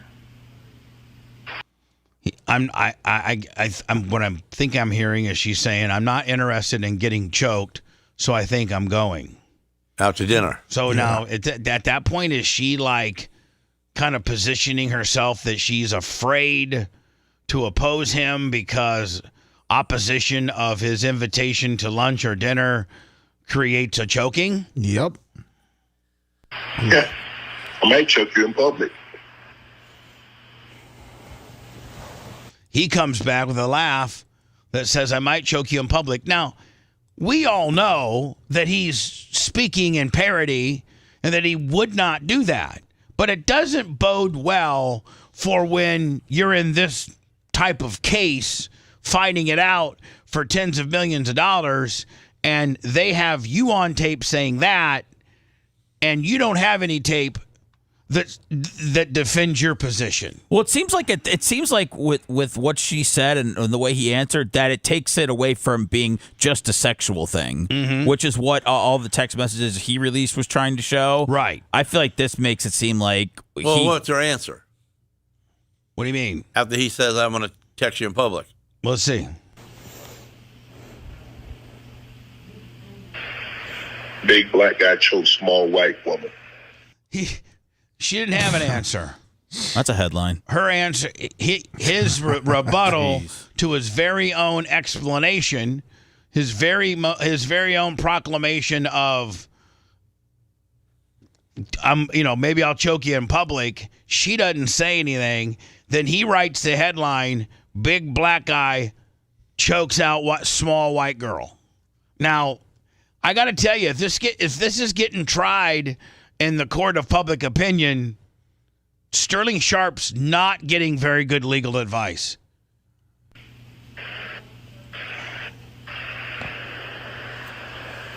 It's not a good look. She says it's not a good look. She sounds about as fun as a wet wash rag, does she not? Yeah. She sounds about as fun as a hemorrhoid. She says it's not a good look. Shannon. Not a good look that you do with the shit you did to me. Oh. Uh-oh. He said, I said to dump it. He said, it's not a good look on the shiz that you did to me.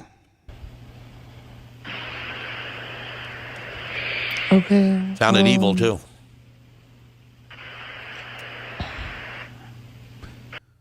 So, I think they're going to continue to triculate this stuff out. not making. I mean, like that certainly does not make him look very good. No, nope, at all. Even though it's Makes maybe him look really mean. highly out of context. Dude, I get it. She's got all the right parts and everything, but man, if I was Shannon Sharp, I would not be having a conversation like that when I knew that I could, hook up with another OnlyFans girl, whatever. Like, Quickly. He's so addicted to banging her and putting it in places where she said no. He's having a conversation like he's a 17-year-old dude. Right. And like if you're having that conversation with this girl and she's mad at you and you can feel the tension as you're talking, as it's not a smooth flowing relationship. How's your day? Good. I'll see you later tonight. Okay, we'll go out to dinner. I mean, do they love each other? I mean, they're sitting there they're talking about writing headlines for when he chokes her out. I have never had that conversation with a woman before. Right, and none of us have. Oh, none. Okay. Really, I mean, none of us have. I mean, we may have talking dirty to our girls here and there, but here's the deal. Just the uncomfortableness of that 2-minute and 14-second phone call should show him that she's up to something. Where she's just throwing out. She baiting him to say something wrong? Yes, she is. She did, by her saying, I don't want to get choked tonight. And so this is the second day that she's had, I don't know, like a clip release? A clip release that she baited him with, and he took it. And so if you're talking to her in 2 minutes and 14 seconds about coming to town, going to dinner, even screwing around a little bit, it's going to feel far more comfortable. When you and Sarah talk, you don't have long lapses of it's like she was, to me, the whole thing feels very baity, like she's baiting him, and it's shame on him. Or she's just ignorant. Well, he's ignorant. For doing that? He's ignorant for giving her the ammunition she's looking for to put him through what they're going through. Right? Can't be worth $50 million, though, what he said. Well, listen, was Hogan banging my wife for a minute 39 worth $141 million? No. What if you collected it? I didn't collect it. I know, but I'm saying if you did, would have been worth it. Sure. Things would be a lot different. But like if he doesn't help himself when he says headlines would read, big black guy chokes out small white girl. Now, those came from his lips based on a conversation that he's having with her. Now, she started with saying, I don't want to get choked out. He should immediately said, Gabby, that's ridiculous. I'm not. What we do in the bed. See, Seth, I think he could have bettered himself because he probably didn't. You know what? He probably didn't know he was being set up, so he didn't know to be on the defense. Well, he better blame CTE real fast. Yes, on this. Very much so. I say, hey, listen, Dave Durrison and Junior Seau, and now me. Because so his lawyer represented Michael Cohen, Harvey Weinstein, and was also the Clinton family advisor. There you go. Well, he's not doing a very good job. Yes. And so what he should have said, she brought up the choking first. And then his next line was big black guy chokes out small white woman. The minute he goes, hey, we're going to go to dinner. And she says, I don't want to get choked. He should have said, bitch, what are you talking about? The only kind of posturing a defense, he should have said, listen, Gabby, the only time I've ever choked you was when we were having sex and we were doing kinky stuff, and that's what you were into, asking for it. Tell me right now, then you put the offense on her. Tell me right now how many times I've choked you outside of the bedroom that you've called for it. He probably has. He's probably guilty. I don't know. I don't know. I just don't want to get choked. You don't come back with, oh yeah, here's what the headlines would read: big black guy chokes small white woman. That's not Sterling. I'm sorry, Shannon. Shannon, you are just, you have written this case for them. Right? Please. How many millions does he have? Hey, Alexa, how much is Shannon Sharp worth? I don't think I have. Shannon Sharp is worth an estimated $30 million. She can't even get 50. Yeah, but hold on. Here's the thing you don't know about. So he has a production company, has this big-time podcast called Club Shay Shay, and then he does another podcast at night with Chad Okocinco, and they're both very successful. They're both very, very successful, and supposedly they were on the eve. They dropped this on Sunday, didn't they, Lummy? Yes, I believe so. And supposedly on Monday, Gene, his production company was scheduled to sign a 9-figure podcasting deal. Now, 9 figures is $100 million. Wow. So that was scheduled to be signed on Monday. She rolls this out on Sunday, the very first clips that she has. And now, Seth, did he appear Tuesday on First Take? Yeah, he did. His normal appearance? I don't think, did he? I thought he did. I thought that he was supposed to, but then I don't know. Maybe look that up. I don't know. My timeline is a little hazy of when this happened. I've been so focused on the draft this week. Yeah, me too.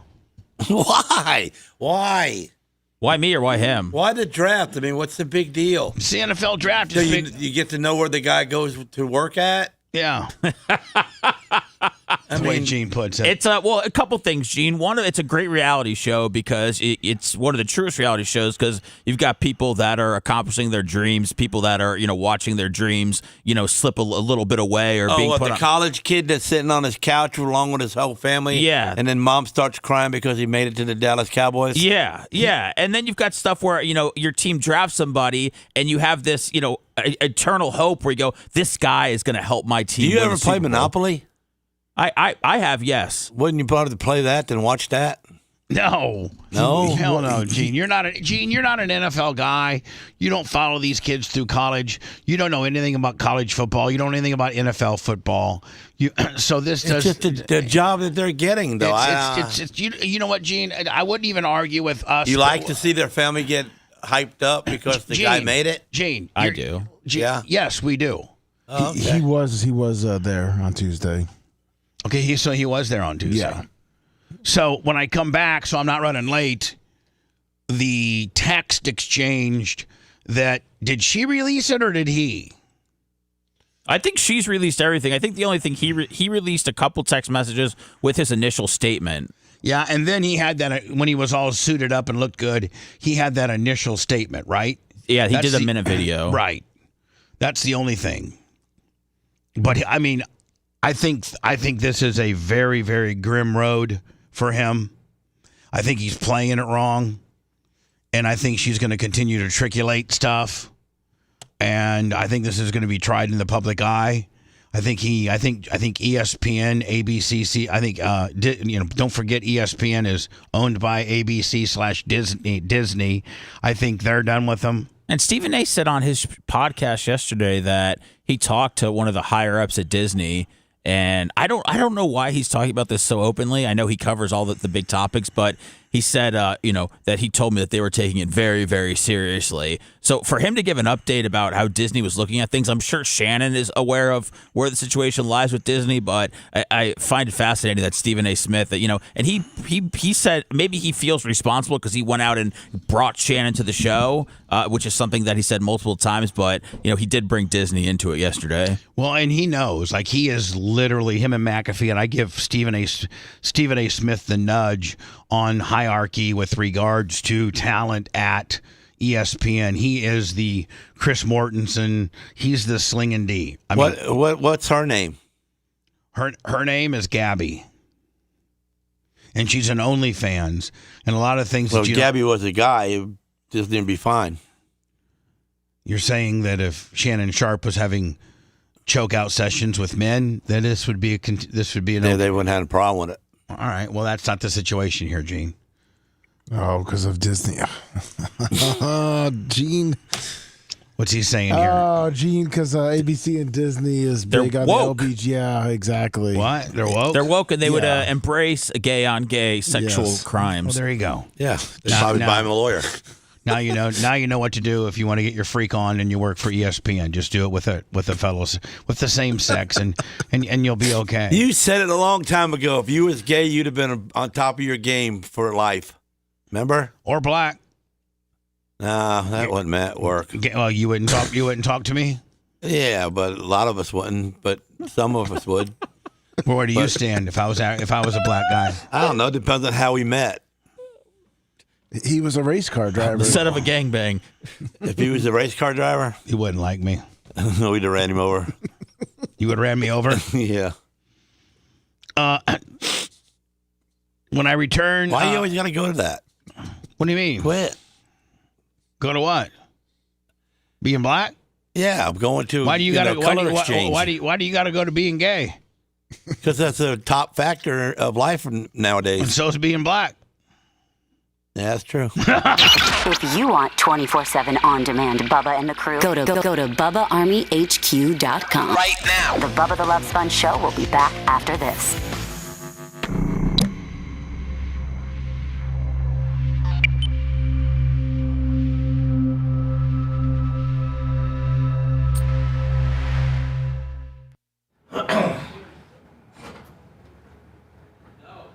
Oh, I think my left leg is getting a lot better, Bubba. I can finally get up and not limp right away. Good. Getting better. Getting better, getting better.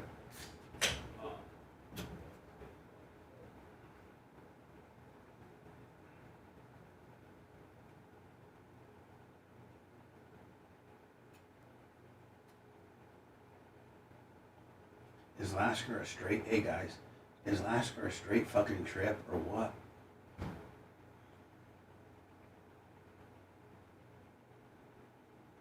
I don't know if Gene had monsters today or what the fuck he had, but my Lord Almighty, Lasker's on fire today.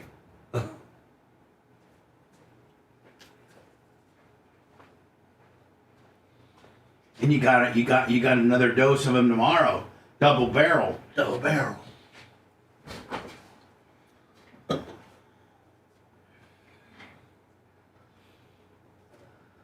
Gene motherfucking Lasker.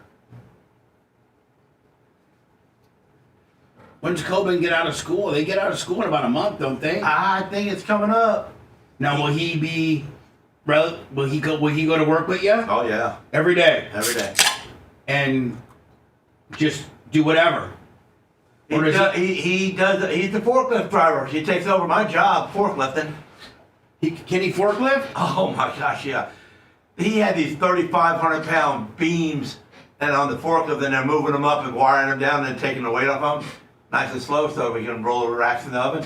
And I look out there and I see that they're laying underneath the damn beam, putting another beam on, and I'm going. And then Coben's at the wheel, you know, and he's lifting the beams up, and I'm at the forklift, and I open the door, I said, "Hey," and everybody looks at me, I go, "You realize he's 14 years old?" Yeah, why? Because he's holding 3,500-pound beams over your head, and you're laying under them. Who cares? Oh, he's good. We trust him. Now, Gene, who makes all your racks and stuff? Me. Well, you know, I'll get someone to help me weld them up for me because Right. they weld faster than I can. Right. But me, I design them. So you'll fabricate them like. Yeah, I'll draw them on a piece of But paper once you and got then- one, once you got a rack, man, it'll last forever, right? Yeah. Well, we beat them up and they crack and they bend and they, you know. Now, what type of casters do you got? Steel wheels that got roller bearings in them that are heat treated plastic on the outside. So All right, so I'm saying like you couldn't use a rubber wheel because it'd melt. Hell no. Yeah, melt the wheel off. I don't think we ain't done it before. We've melted shit. We got this $200 LED light that's a special LED light that helps us look at the powder and see through it so we can tell whether we're heavy or not.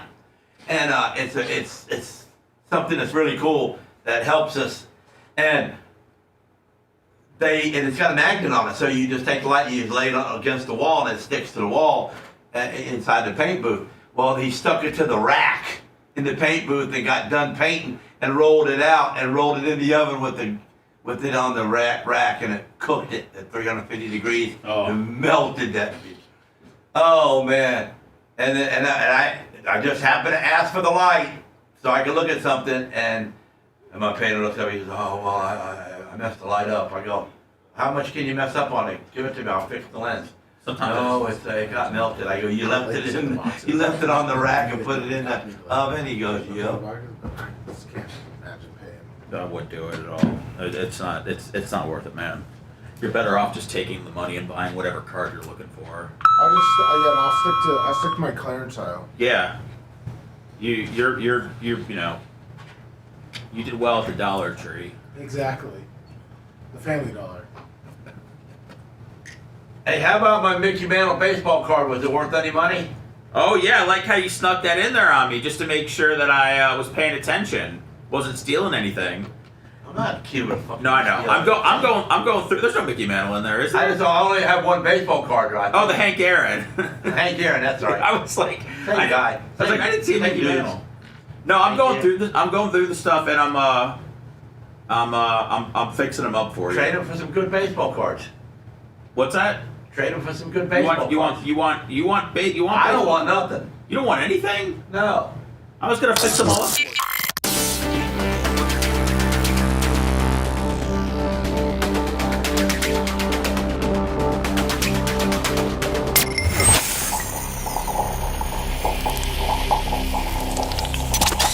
Broadcasting live from the Aquabito studios. Aquabito.com/Bubba. It's the Bubba the Love Sponge Show. PayPal, Venmo, Cash App, all at the Bubba Army. Make sure you follow us on YouTube.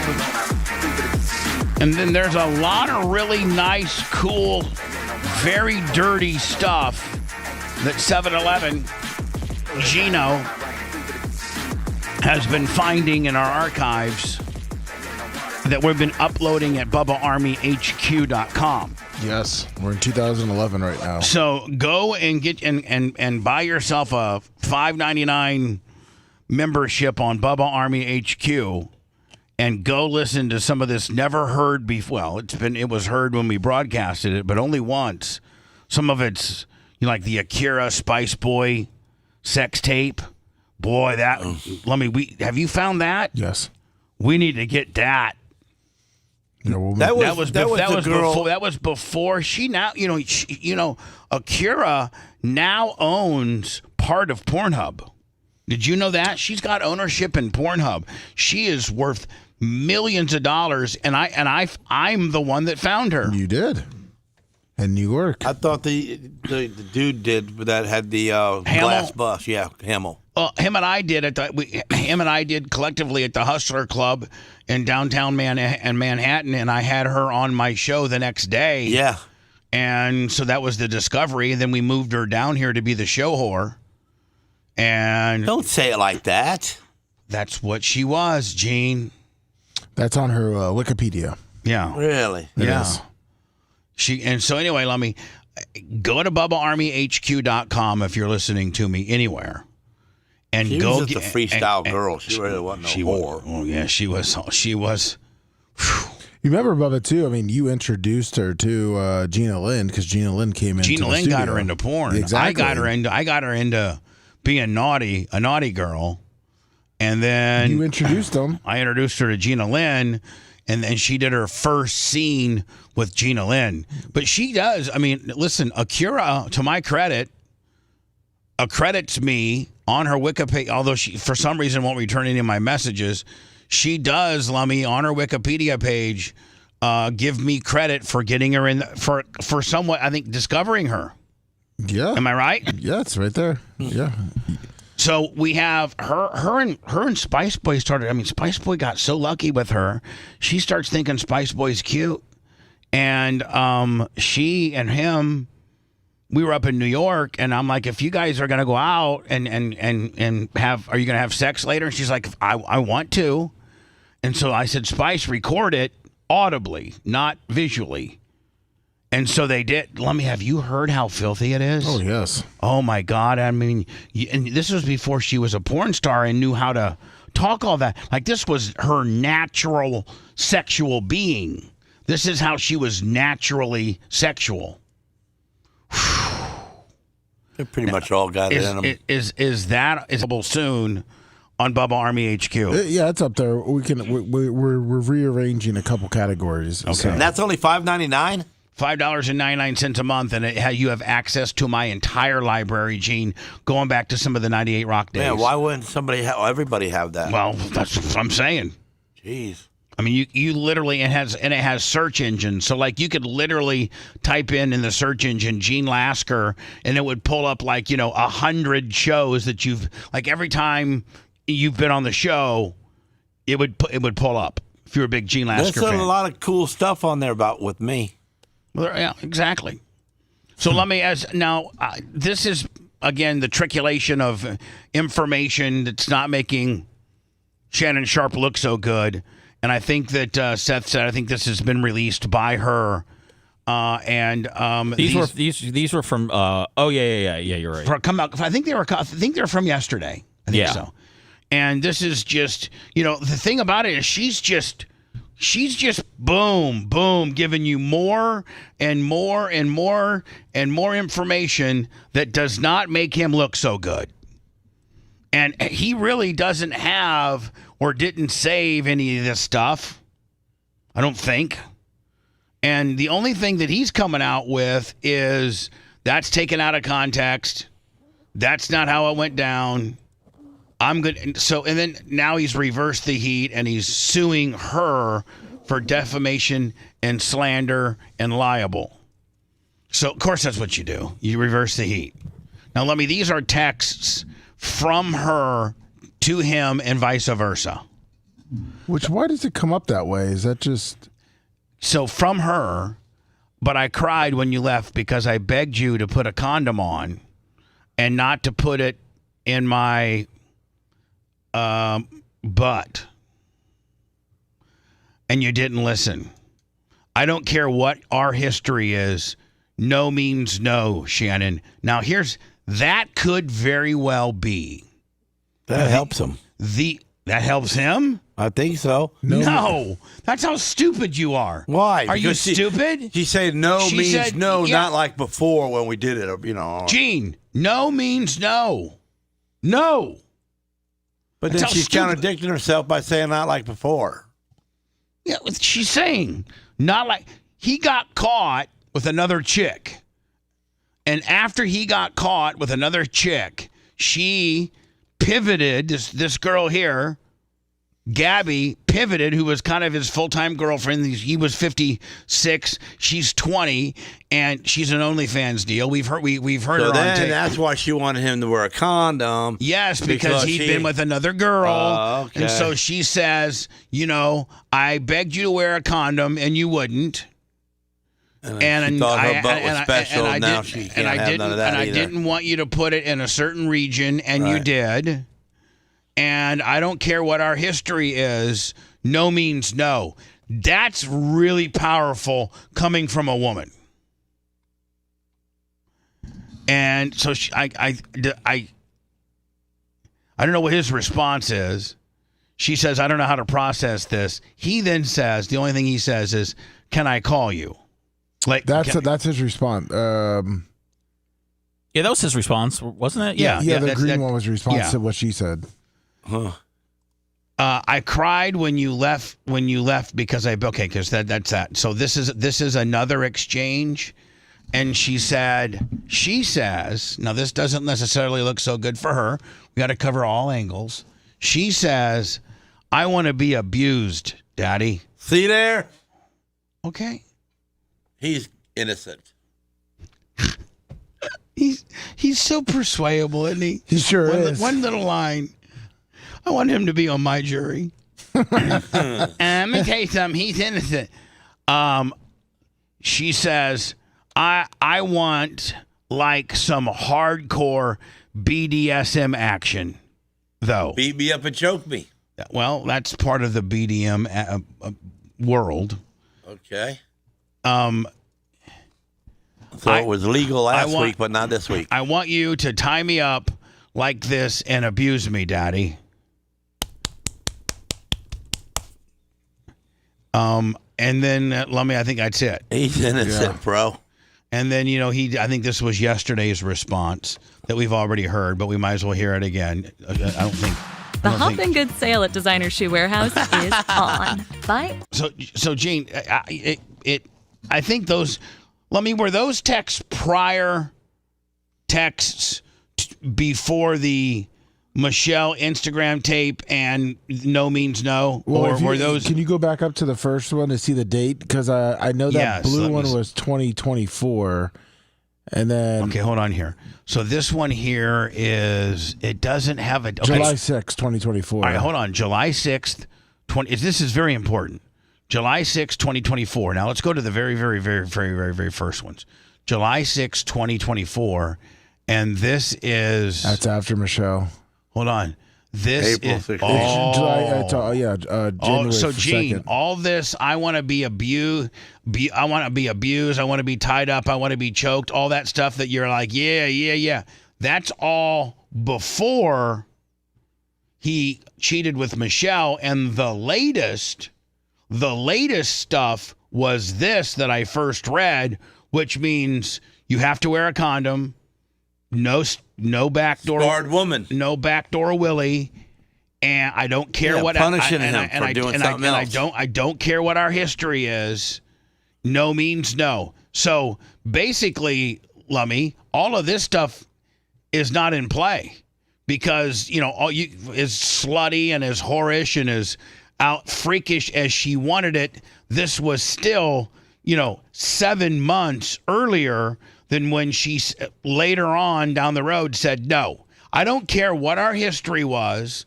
I don't care if I said I wanted to be abused, Daddy. I want some hardcore BDSM, which by the way, Lummy, that was in. But her saying no. That was a year in 20. This was a year before she finally laid the smackdown on it, and the newest text being this series of texts saying you need to wear a condom. I don't care what our history is. You're not going to do anything with my butt. And no means no. So throw everything else out. Because in between everything else and this was the Instagram Michelle deal. And back 6-7 months ago when we didn't have problems, I liked to get choked out. I liked to be BDSM and be crazy, but I've since changed. And the latest, which is literally only 3 months old? This is only This is only 3 months old. Oof. Where she says, I cried when you left because I begged you to put a condom on and not put it in my booty. I don't care what our history is. This right here is the most damning thing he has to deal with because his only reply back to that was, "Can I call you?"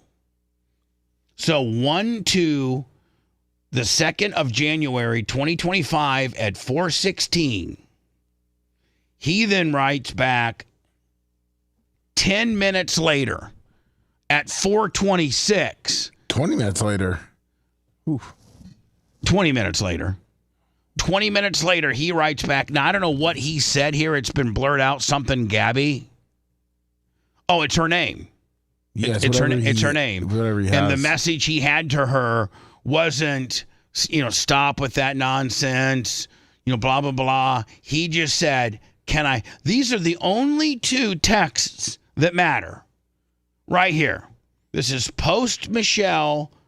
This is no means no. No means no, Shannon. And he says, can I call you later? Those are the only 2 texts that mean anything.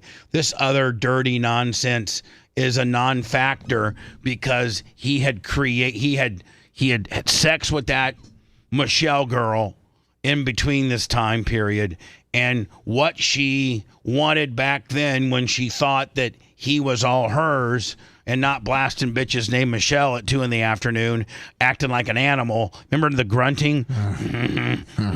Gene, you never heard that, did you? No. I should get that for you. Let me see if you can find it for me. All right. Why is that? Put him on the guilty side? Well, I mean, it's 2 p.m. and he's blasting some chick. And, his real girlfriend is this girl right here. And now, she doesn't necessarily trust him. And all conquests that they have after the sex that he had with a girl that she didn't know about, she now would like for him to wear a condom because, obviously she's trying to be safe. And he probably didn't like condoms. Who likes condoms? Yeah, he didn't want that. Condoms suck. And so, and Gene, I think there's, listen, maybe you guys will agree, but I think there's a lot, which is probably not illegal, but is a real shifty and a real crafty bitch. I think there is a lot of setup in all of this. I think she knew how to set him up and that he would take the bait, and she did, and he did. Well, she must have somebody on her side of the fence guiding her because she's stupid. She's got this guy named Tony Busby, who's represented 24 women that were massage therapists and got Deshaun Watson, a famous quarterback from Houston, pretty much cost him. Was there ever a number, Seth? Was there ever a number that Deshaun publicly disclosed what they settled for, or was it in just like the tens of millions? I never heard a number. I don't know if it's out there or not, but I didn't hear anything ever attached to it. Me either. And he was the one who just told him he wanted a happy ending at the end? Yeah, but with 24 different massage therapists, and they were all represented by this attorney named Tony. 24 didn't like what he said? No, they all thought that he was... They did it? Well, no, they didn't do it. They kicked him out. It looks like he's all 24 times? But they hired this Did attorney. he not know where he was going? They hired this guy named Tony Busby, and that's who's representing this girl. So he knows how to shake. This guy, her attorney, knows how to shake famous athletes right down to zero. This isn't some fly-by-night guy that has not. Was that guy a black guy too? Who?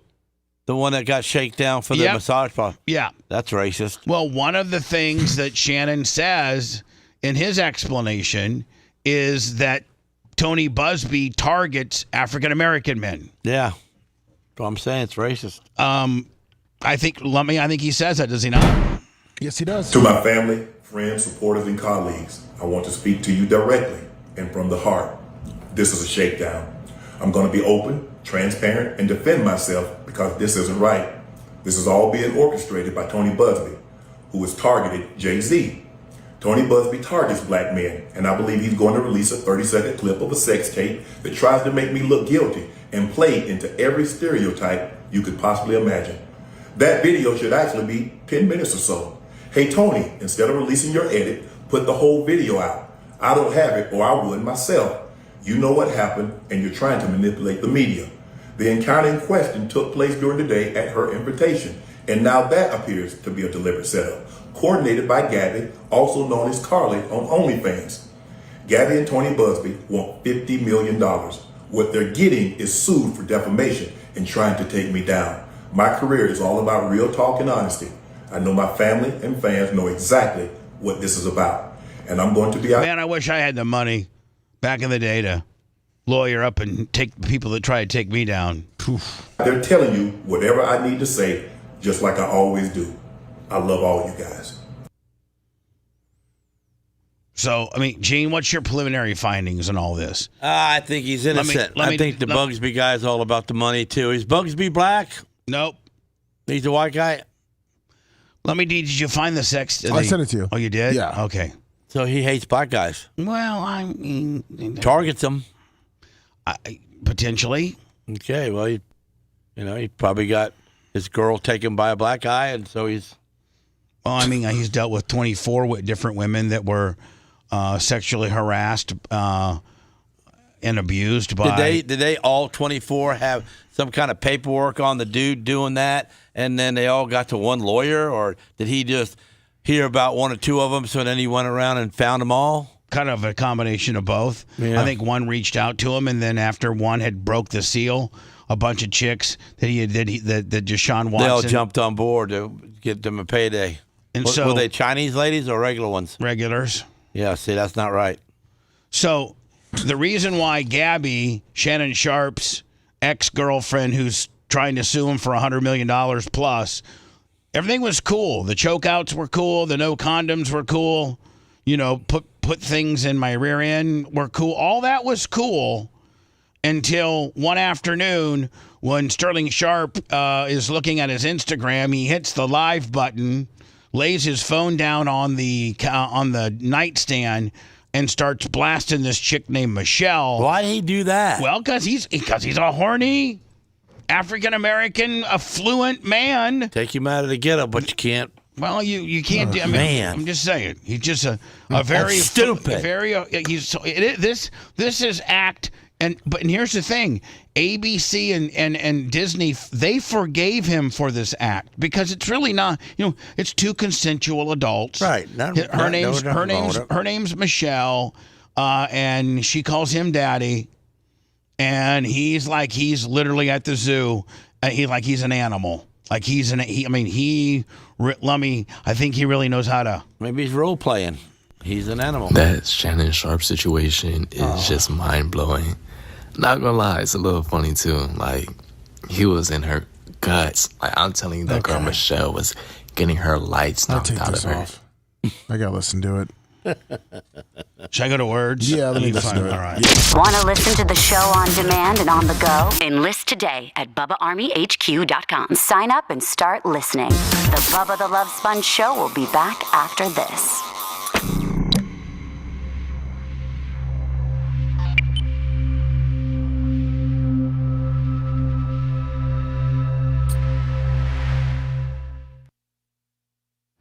Her guts used to be funny for a second. Now it's really fucking gross. I don't get the 30, 40, 50 million though. I mean, what? How can it be worth that? She's saying rape, sexual assault. Yeah. Oh, there are a couple others. And he feeds right into it by some of the things that he says back to her. So she needs 50 million because she's never going to have sex again? No, she needs 50 million because this guy fucking wronged her. Wow. What up, Car? An all-time classic. What up, Jay Bowler? Oh, another all-time great.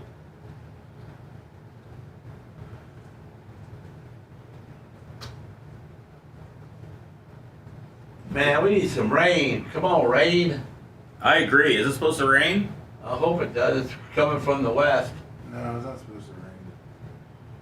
Not today or nothing, but there's plenty of rain out there. It can come hit us. What up, Mitchie? No rain for another week.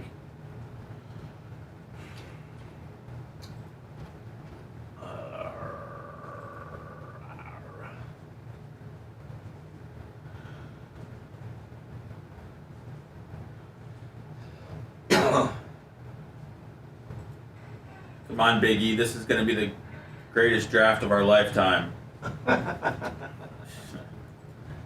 I didn't, Berto. I did not. I'm checked out on Aaron Rodgers news, and I honestly don't think anybody's going to fuck with him after this draft. I agree. I think I think the people that need their quarterbacks are going to get them, whether they draft or sign somebody. I think he kind of Colin Kaepernicked himself out of the business. For whatever it's worth, all the odds are on Shador going to the Steelers. That's where all the money's going.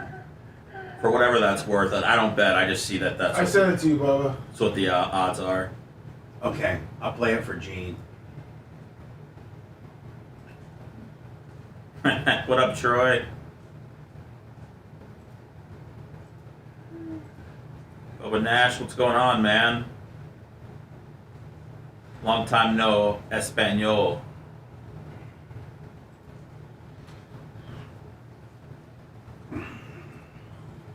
Fuck yeah, Felix. Good luck, man. I ordered 2 Bowman U blasters today. What's that mean?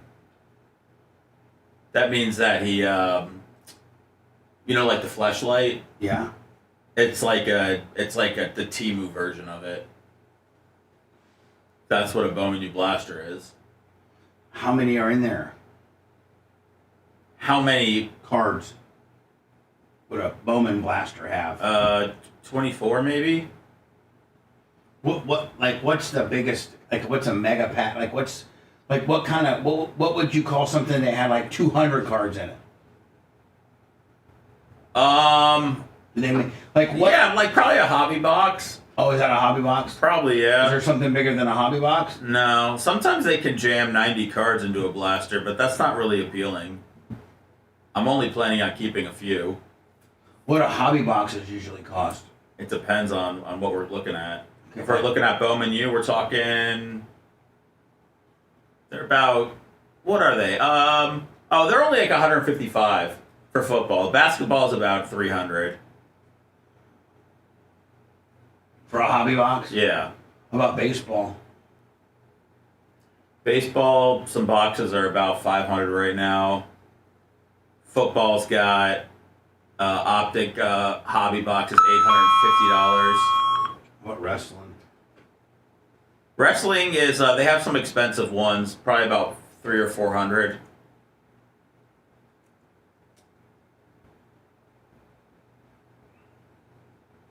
Oh, Ryan, thanks, dude. I think I saw that I am come through during the show. Morning, Biggie.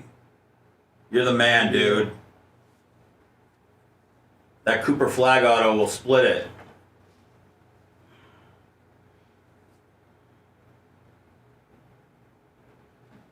What up, Hockey Farmer? No draft show today, radio. We talked about doing, we were going to do a little something if Babyface was here. Yeah. A little afternoon show.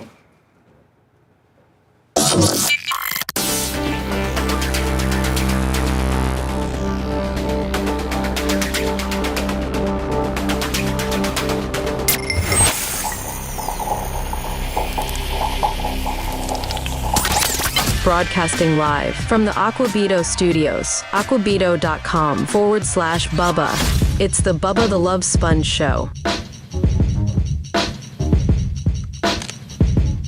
Gene Lasker today. How about it? He'll be here tomorrow as well. And thank you so much, Gene. Appreciate you, my friend. And I think now, Gene, Gene, coming to the show kind of gets you a little more less pop culturally retarded. Meaning, like you kind of got, you could go up to the shop and talk to the boys today about, how about Shannon Sharp? How about it? Yeah. He's going up and getting girls. I'm going to go up and say, man, the draft's happening tonight, man. Yeah. Roll up to your dudes and say, hey, man, don't forget, first round goes off tonight, buddy.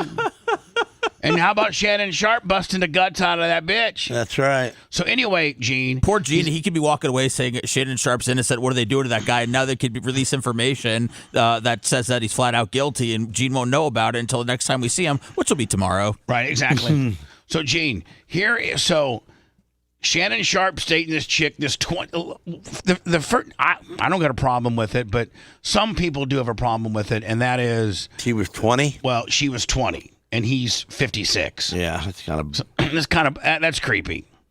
But I've done it, but not illegal. Oh, I would have done it too. She has she's nice, thick booty. You can hear we've heard her talk. Dumb as a box of rocks. So she and him are doing good. All last summer, they've been together I think they've been together for like a year or two. She said 2 years. Yeah, like right out of high school. Like he got I her. haven't done nothing like that. But my wife's 25 years younger than me. Yeah, well, there you go. Hell yeah. We got Gene Sharp right here. So they're dating Gene. You know, Gabby and Shannon are dating. They're kinky. She likes to get choked out. She likes, maybe it in the backside. She just likes it rough. She tells him I like it rough. Then this happens. And he's on his Instagram account looking at some various stuff, hits the live button accidentally. He's in bed. Accidentally. Yes, very much so accidentally. He's in bed in the middle of the day with a girl named Michelle. And he gets up in them guts. And this is scandal number one that he survived. Corporately, it didn't hurt him because he wasn't doing anything wrong. I guess really the only problem he had is the problem that he's having now, and that is Gabby got full hot on this because she went from wanting it here and there, no condom, beat me up, choke me out, let's get crazy, to you got to wear a condom, you can't put it here. And no means no. And no means no. So none of that existed until this came out. When did this come out? This came out like what? September? September? Yeah, probably like 6 months ago. Yeah. So this came out, and here it is, Gene. Now, so Gene, what he does is he's checking his Instagram. Somehow he hits his live button and he puts his phone on the nightstand. You know, I think he was trying to do, because if you know that in a perfect spot to get him on video. Well, there's a sex tape. I think he was trying to record the audio. Because you watch him, he's like almost like he's. Oh, he was trying to record it, but not make it live, meaning just record it. Yeah. Whatever his reasoning was doesn't matter at this point. Why, Lemmy? You really think he wanted to record himself? He was the one doing all the talking. You think he wanted to review the game film, maybe? Yeah, because you hear a grunt. I mean, he knew he was going to lay it like a straight animal. Listen. And again, prior to this, him and Gabby were golden. I mean, he was taking her around the farm, fish hooking her. I mean, choking her out, pillar to post, and then this came out. You see how he puts it down now?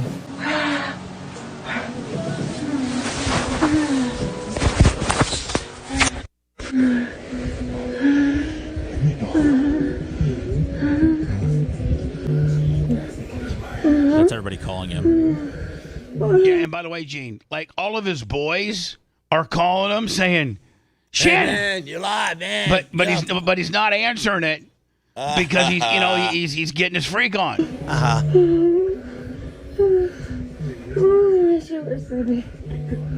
What did she say there? That S was so deep. I think.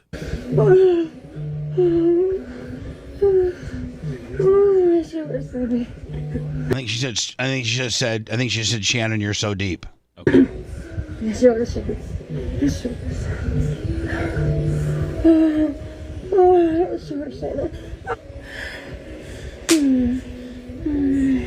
Sound like a little smack in there, didn't it? Mm-hmm.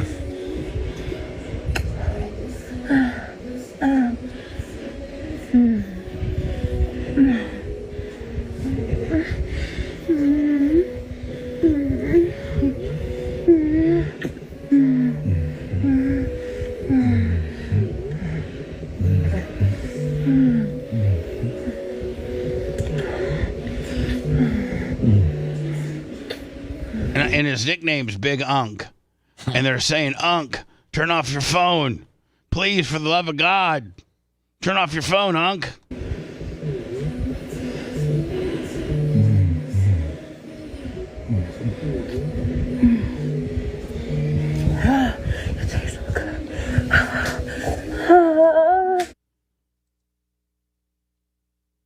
Is that it? Yeah, I think let me that was an extended cut then. Wow. Extended cut. Yeah. So that's what pissed off Gabs. That's why he's gotten so much heat with her. Because she had to hear all this. So now it's wear a condom and you can't put it here and there's no more choking out and no means no. And oh, by the way. You gotta pay me. Exactly. And by the way, I'm rejecting your $10 million offer, which $10 million, Gene. So Bugsby takes 40 points. That still leaves you with 6. That's life-changing money right there. Oh, hell yeah. $6 million. Well, that's not what Gabby says. Gabby says we're going hard in the paint. I heard you just got a 9-figure deal, brother.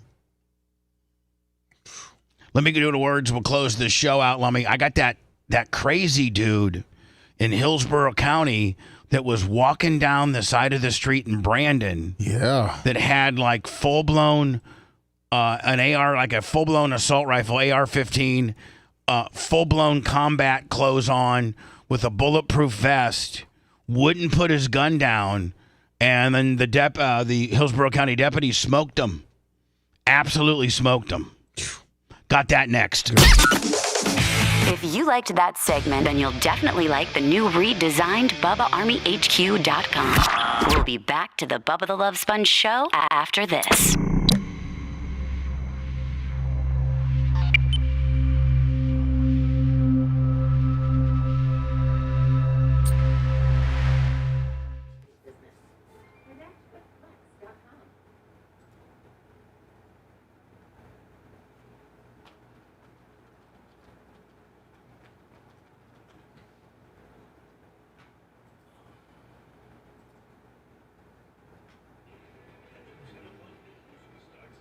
Since you were singing,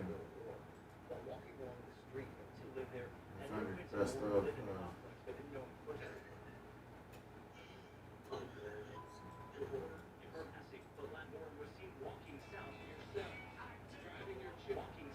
What's that dude's name? Do you remember this? You hear that? It's your karaoke. Karaoke. Who, me?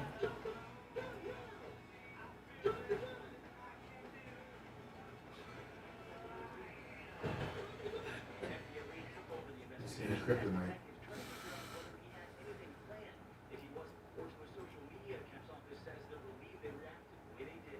When I get my studio finished, I want to get a microphone with the big square piece in the front where you sing into that big square with microphone that's hooked to a microphone, but it changes your voice a little bit. What do you call that?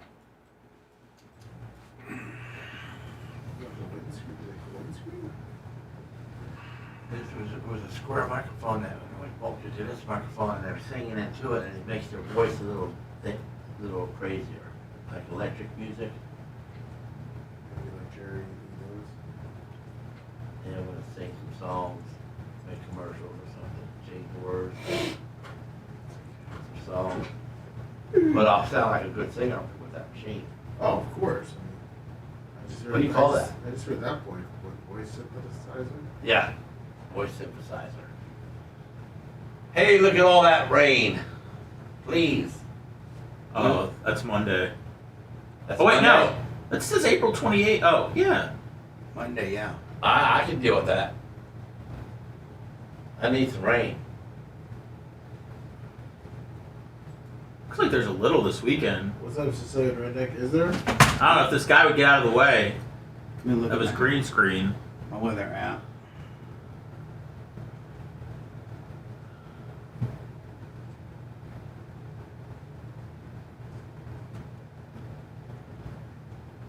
Fuck, no, there's no rain till next Friday, a 40% chance. A week from tomorrow. Yeah, this guy doesn't know what the fuck he's talking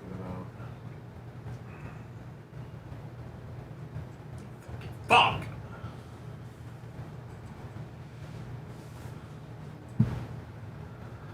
Uh, 93 degrees. I'm gonna nut up and go play some street ball today. Seth, what that guy just showed was 30% chance of rain. What a bitch boy. Get it? That ain't my weather, man. Yeah, fuck him. I'm Dennis Phelps for life. That's my commish. You're damn right, Danny. This is bullshit. Tired of walking out in the morning and seeing water and trying to figure out if it's a sprinkler or rain. Or just put it this way, it's not rain. It's not rain. Is it bestiality if you fuck a goose, or do people not even care enough about a geese to care, where you could still bestialityalize them? Can't do that Tampa traffic. Just ponder that on my own time. I guess. Oh. Just go ahead and put that on your own package. Yeah, I'll just do that one on my solo solo deal.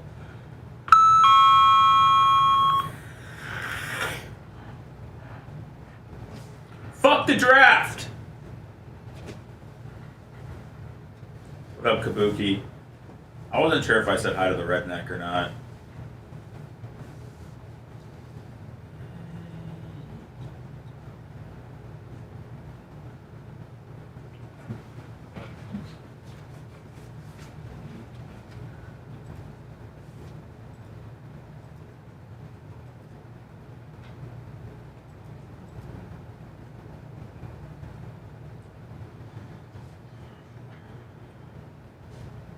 What's the real ID deadline approaching? What is that about? You gotta have real ID.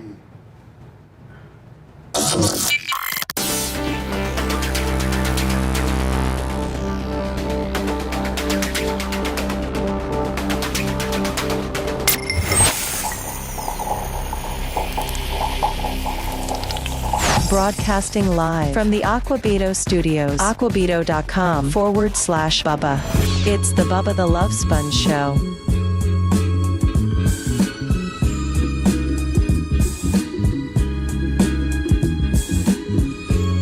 Hey, Lummy, just so that we haven't missed something since the show, we can do a quick Google search on latest audio released by, Gabby, whatever the hell, or the latest audio released in the Shannon Sharp saga.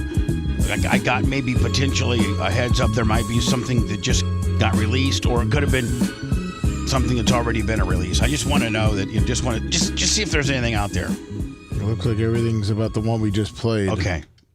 Then indeed we got the latest. She probably wouldn't release it this early in the morning anyway. No, she's gonna wait till it's at least noon in LA. Yeah, it looks like it's afternoon is when they normally release it. We're watching Fox 13, and the 10 o'clock news starts now. Good evening. I'm Haley Hines in for Ali Corey. I'm Mark Wilson. So glad to have you with us tonight. First at 10, we're learning that the man who dressed up like he was getting ready to go to war. Well, I just don't understand how anybody, regardless of how stupid you are, thinks that this would ever fly.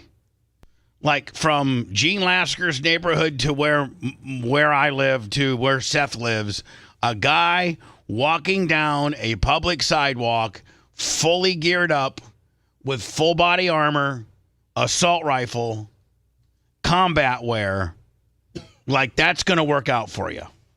With a fully loaded AR-15. I think at that point, man, I think the Florida gun laws, the stand your ground laws come into effect where you could probably smoke the guy. Or just pull over and say, put that gun down and smoke him? Yeah, I think you could get your gun out, pull over, say, put your gun down. I'm calling the police. I think you probably should call the police first. Maybe they tell you not to smoke. I don't know. Yeah, they would tell you. I might need to refer to chat and some of the men or women that maybe know the gun laws better than me. But like, if you saw a guy walking down a public sidewalk, fully body armored up, you probably can't do nothing unless he shoots a cap. Yeah, probably can't. Probably can't. No, Bubba, no, says Steven Stewart. While walking along the street in Brandon first thing this morning, had prior interactions with law enforcement. Deputies tell us there is video of Vincent Morin at the door, here it is, of two young girls on the other side, which led to a chat between Morin and law enforcement. Let's bring in Fox 13's Jordan Bowen, who looked into this for us tonight in our newsroom. Hi there, Jordan. What exactly was this interaction between these two? Well, Mark, the owner of the apartment with this Ring camera says his tenants who live there had known Vincent Morin lived in the complex, but didn't know him personally. He says one day he showed up at the door while the two younger girls were inside, saying strange things over the camera that led to a house call at his home with deputies. I hear you. I can hear you. I can hear you. This bizarre interaction shows 34-year-old Vincent Morin. I can hear you. No, I can hear you. It's real. Open the door. Caught on a Ring camera on February 6th at the doorstep of a Brandon apartment complex unit. I can hear you. You can't believe it. It's happening. Open that door. The apartment owner says the strange interaction left the tenants' two kids who were on the other side of the door terrified. So the Hillsborough County Sheriff's Office did a welfare check on Morin. And you know what? Just good cop work. Oof. You know, How young are the girls that are home alone? I think they're young. I don't know. I don't know. Sorry, if they, I was just. Yeah, I don't know how. I think they're young. And so the cops went out to check on the dude. You know, hey, you got some weirdo that shows up at our door, saying weird things to our kids. And we know who he is. We have him on Ring camera. That's good cop work, rolling on down there and talking to him. Yeah. Because at the end of the day, Lummy, he had bad intentions. And now he's dead. Good. The world is a better place. Yep. Gene, you can sleep safer tonight knowing this weirdo's off the streets. But say he didn't meet the requirements to be Baker acted. 2 days later, on February 8th, he was arrested along Causeway Boulevard at a hotel for trespassing. But last month, he missed the court hearing for the charge and had a warrant issued for his arrest. Then on Wednesday, Morin was seen walking south of Causeway Boulevard armed with a gun and dressed in a bulletproof vest and army fatigues. Now, yeah, I mean, I'm on the phone. That's crazy. I'm on the phone immediately. Hey, I'm driving down such and such, and there's a guy that's fully geared up for war, walking down the street. Multiple people called into 911. Imagine yourselves driving your children to school and seeing that man there. You don't dress in army fatigues, with a tack vest, with body armor, a fully loaded assault rifle, and comms on your head to do anything peaceful. When he wouldn't listen to deputies, they fired their weapons. Drop the gun! Drop the gun now! Drop the gun! Man, I think... Drop the gun! I think the work it out for you factor of having a gun and not dropping it when the police say is like not very, very, very... Did he want to die? Mount Plaisir, $50. Yeah, he wanted to die by cop. Suicide by cop. Yeah. LE took over the investigation. Drop the gun! Drop the gun! FDLE took over the investigation. And that's the worst. These poor men and women, suicide by cop. What's poor about them? Well, I'm just saying, like, they signed up with wanting to kill people that they can get away with. That's how some cop. Yeah. Genes. Come on. Stop. Nobody wants to really, at the end of the day, have that on their conscience. As detectives try to figure out whether he had anything planned. If he was Gene, you're not. You've killed somebody and it didn't bug you. Not one moment. But there's probably officers that have killed people, and it messed with them. Not everybody is like you. Trust me. stable mind, or how he accumulated all that military-type gear. They're also trying to determine if his headset was linked in real time to someone else or to a social media account. We're still working through that, but the community is safe. The three deputies who all fired had no previous incidents where they used deadly force. One of them has been with the department for 35 years. The other two have been on the force for a year or under. The sheriff's office says they're relieved they reacted the way they did. And in light of the FSU shootings just recently, what could have happened here today? Well, I mean, here's the deal. You cannot walk up a street in fully body armor, headset, AR-15 fully loaded, and not expect to be stopped and potentially gunned down. Because in today's society, I mean, listen, if it was a squirt gun or this was an AR-15 assault rifle, fully chambered, loaded, ready to go. I don't know what his intentions were, but they probably weren't good. What could have happened here today? And the FDLE is now handling the investigation. The three deputies who fired their weapons have been placed on paid administrative leave as they investigate. It's still not clear what Morin's motive was here for doing this. Mark? Doesn't matter. Scumbags out of here. Yeah, good. Finally, Donald Trump said, I don't know why the White House doesn't have flags on the lawn. And he has ordered, and he's going to pay for, Lummy, he's going to pay for he's going to pay for it himself to put flags. I thought it had a story here. So there's no flags other than the flags that are on top of, I think there's a flag here and a flag there. There are no flags anywhere on the White House lawn.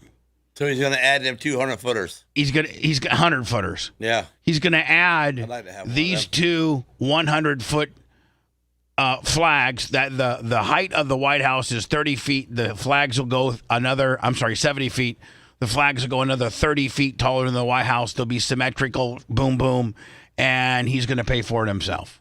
Oh. He's like, it's ridiculous that this has... 40 grand. We've gone all these years and not had, a flagpole at our nation's capital. I agree with him. I think he might be adding 4 to him. He might be having them on all 4 corners. Oh, that'd be good. I got to get out of here. Lummy, I got a big day today for me. Today's a very special day that I can't really share with most. Oh. But I love you, Sarah. I love you too, Sarah. You might want to tweak Gene's medicine tonight. He was a little shot out of the cannon today. little bit of a little. And bit I'm of tired too, but I've been working hard lately, so I don't know why I'm shot out of a cannon. No. Maybe I'll be better tomorrow. Hopefully not. You did a great job today, my friend.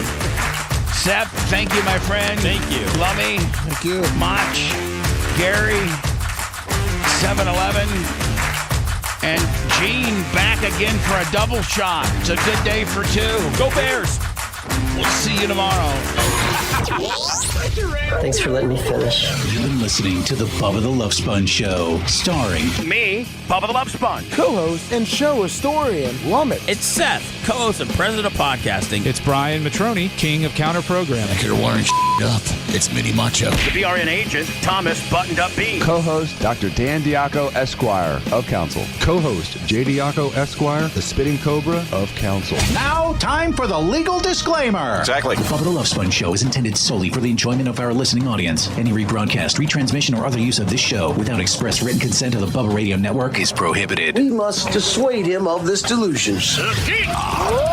Until next time, always remember... I'll repeat hello.